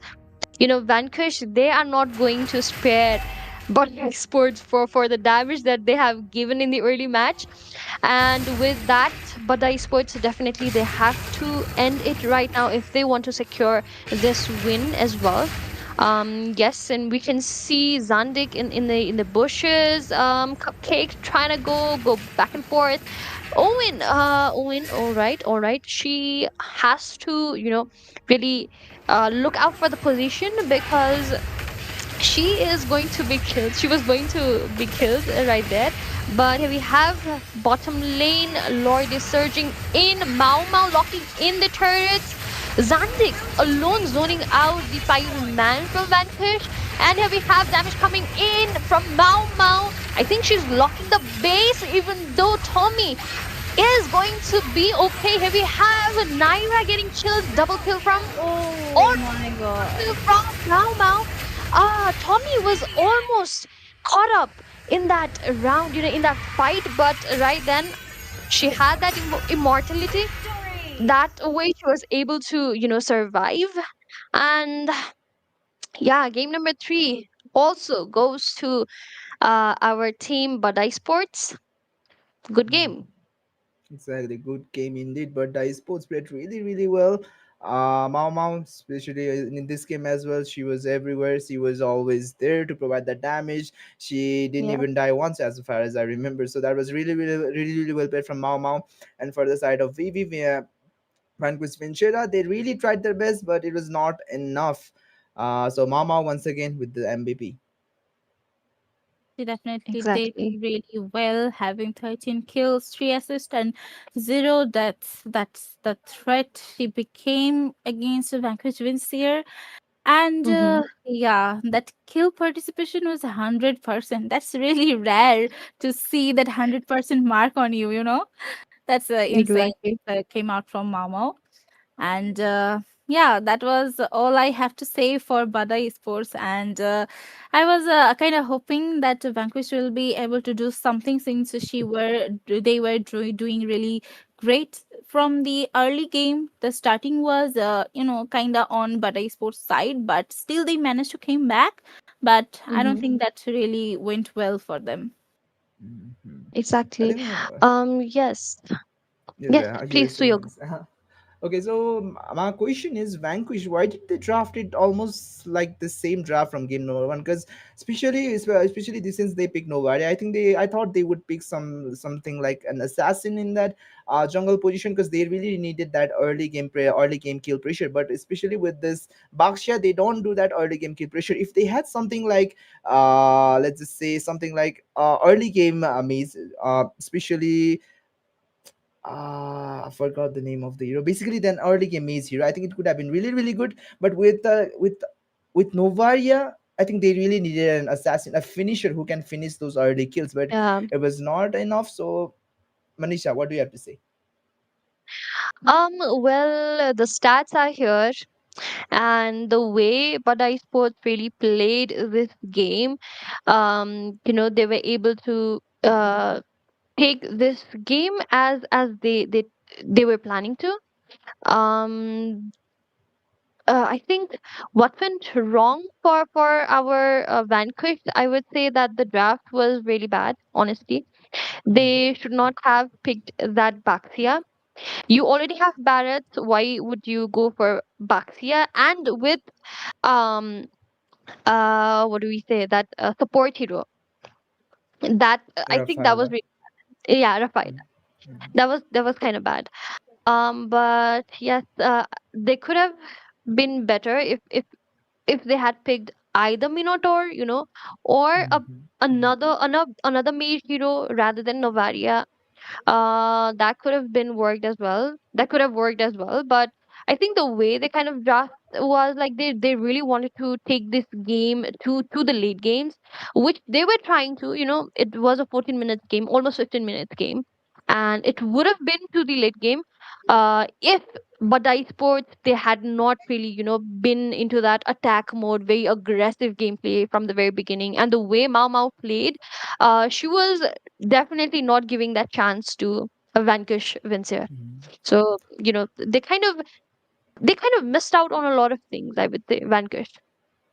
So, Tanzim, do you have to add I anything? will. I would say what went wrong for Vanquish is maybe they studied Butter Sports too good, and that's why they tried to have some changes on their regular picks and drafts. So having Barrett on the team or Baksha or Sicilian, these heroes were the brand new that we saw tonight. And Yeah. definitely, we were never hoping that kind of heroes. As far as I know, that yes, I don't really expecting something that will come out from Vanquish, but the main fact that they went through, that they tried, like, since this is the last chance they have, they tried to suppress Badda, and that's why the changes Hmm. they made on their draft that went really bad for themselves. And that's the thing that made them to went with this type of gameplay they gifted us. So definitely I would see that they could go with assassin heroes, they could go with something lighter that can easily give you that kind of damages or pokes you need in the early game, since we all know that it's all about the early to mid game. There's never gonna be a late game unless there's that kind of Yeah. situations you're having. So they could use that strategy on themselves as well, just like Bada Sports did. Hmm. So that was it. Lower bracket finals, but I suppose we'll move on forward and go go up against Wonder Girls versus, but I suppose on that upper bracket finals was really, really good. But let's just see in grand finals if But I suppose can come back against Wonder Girls, because and past Wonder Girls versus But I suppose they were the best team. But recently Wonder Girls, they have come back. So let's just see. Zandik confidence is cute. Let's see how long it survives on the battlefield. I think this was directly quoted for our team, Wonder Girls. So let's just see which team is gonna prevail onto the finals. Obviously, finals is gonna be really, really, really, really an amazing match. So before we go away, Manisha, Tanzim, do you have to say anything? Yes, I have to say. There are giveaways going on, if you have forgotten about it. So I think the comment is still pinned on the YouTube our stream. So make sure you check that out, and also don't forget to make videos, shorts, for the matches that you really like. that you've enjoyed, and you can tag MLBB Nepal or Bangladesh, and you can be a lucky one to win some crazy amount of diamonds. So yeah, don't forget about that. And also, today's match was really kind of one-sided, but it was also interesting to see how both of the teams played. So again, congratulations to Badda Esports, and good games to Vanquish, I would say. Anji. Yes, and definitely I'd say that it's gonna be in Wonder Girls versus Badda Sports, the grand final, and that's gonna be the most interesting part of Monsoon Siege. So, guys, don't forget to predict who's gonna be the winner, since they are the tough and toughest team from Nepal. So, I would really hope to see your predictions, and don't forget the diamonds as well. And yes, Mhm. good night from my side as well, and congratulations. Let's see who Mhm. gets the last one. Okay, so before we close, just want to say that our open grand final is on the 20th and our female grand final is on the 29th. Our open finals is against Aura Sports versus Evergreen Esports, whereas our female finals it's up against Badda Sports versus Wonder Girls. It's gonna happen at 7 p.m. Nepali time, obviously. And with that being said, all I want to say is me, Suyograi, as your host, and Manisha Mahoto and Tanzim Afroz. We all like to say our good night and see you guys in the finals. Bye bye.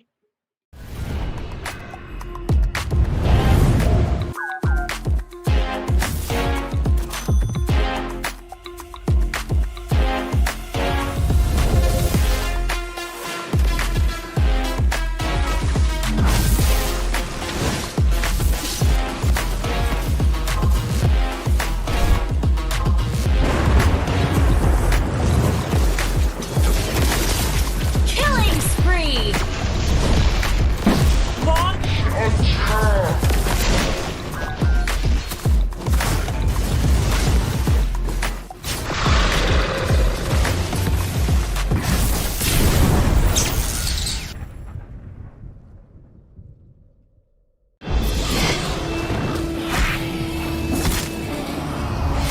Hold on, Uranus!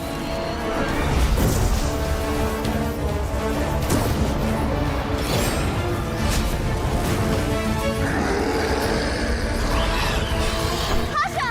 We need you!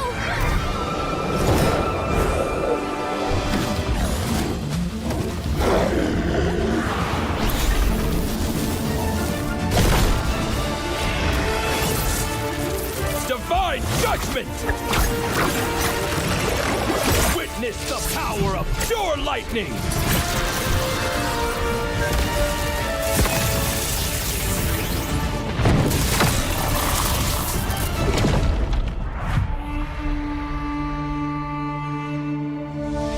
All that lies below is under my vigil.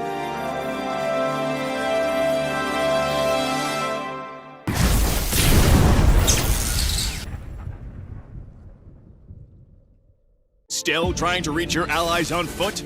Still stuck navigating terrain when the fight's already over? From flightless bird to ruling the skies, the revamped Kaja can be summed up in 2 words: soar and lasso. Soar anywhere, lasso anyone.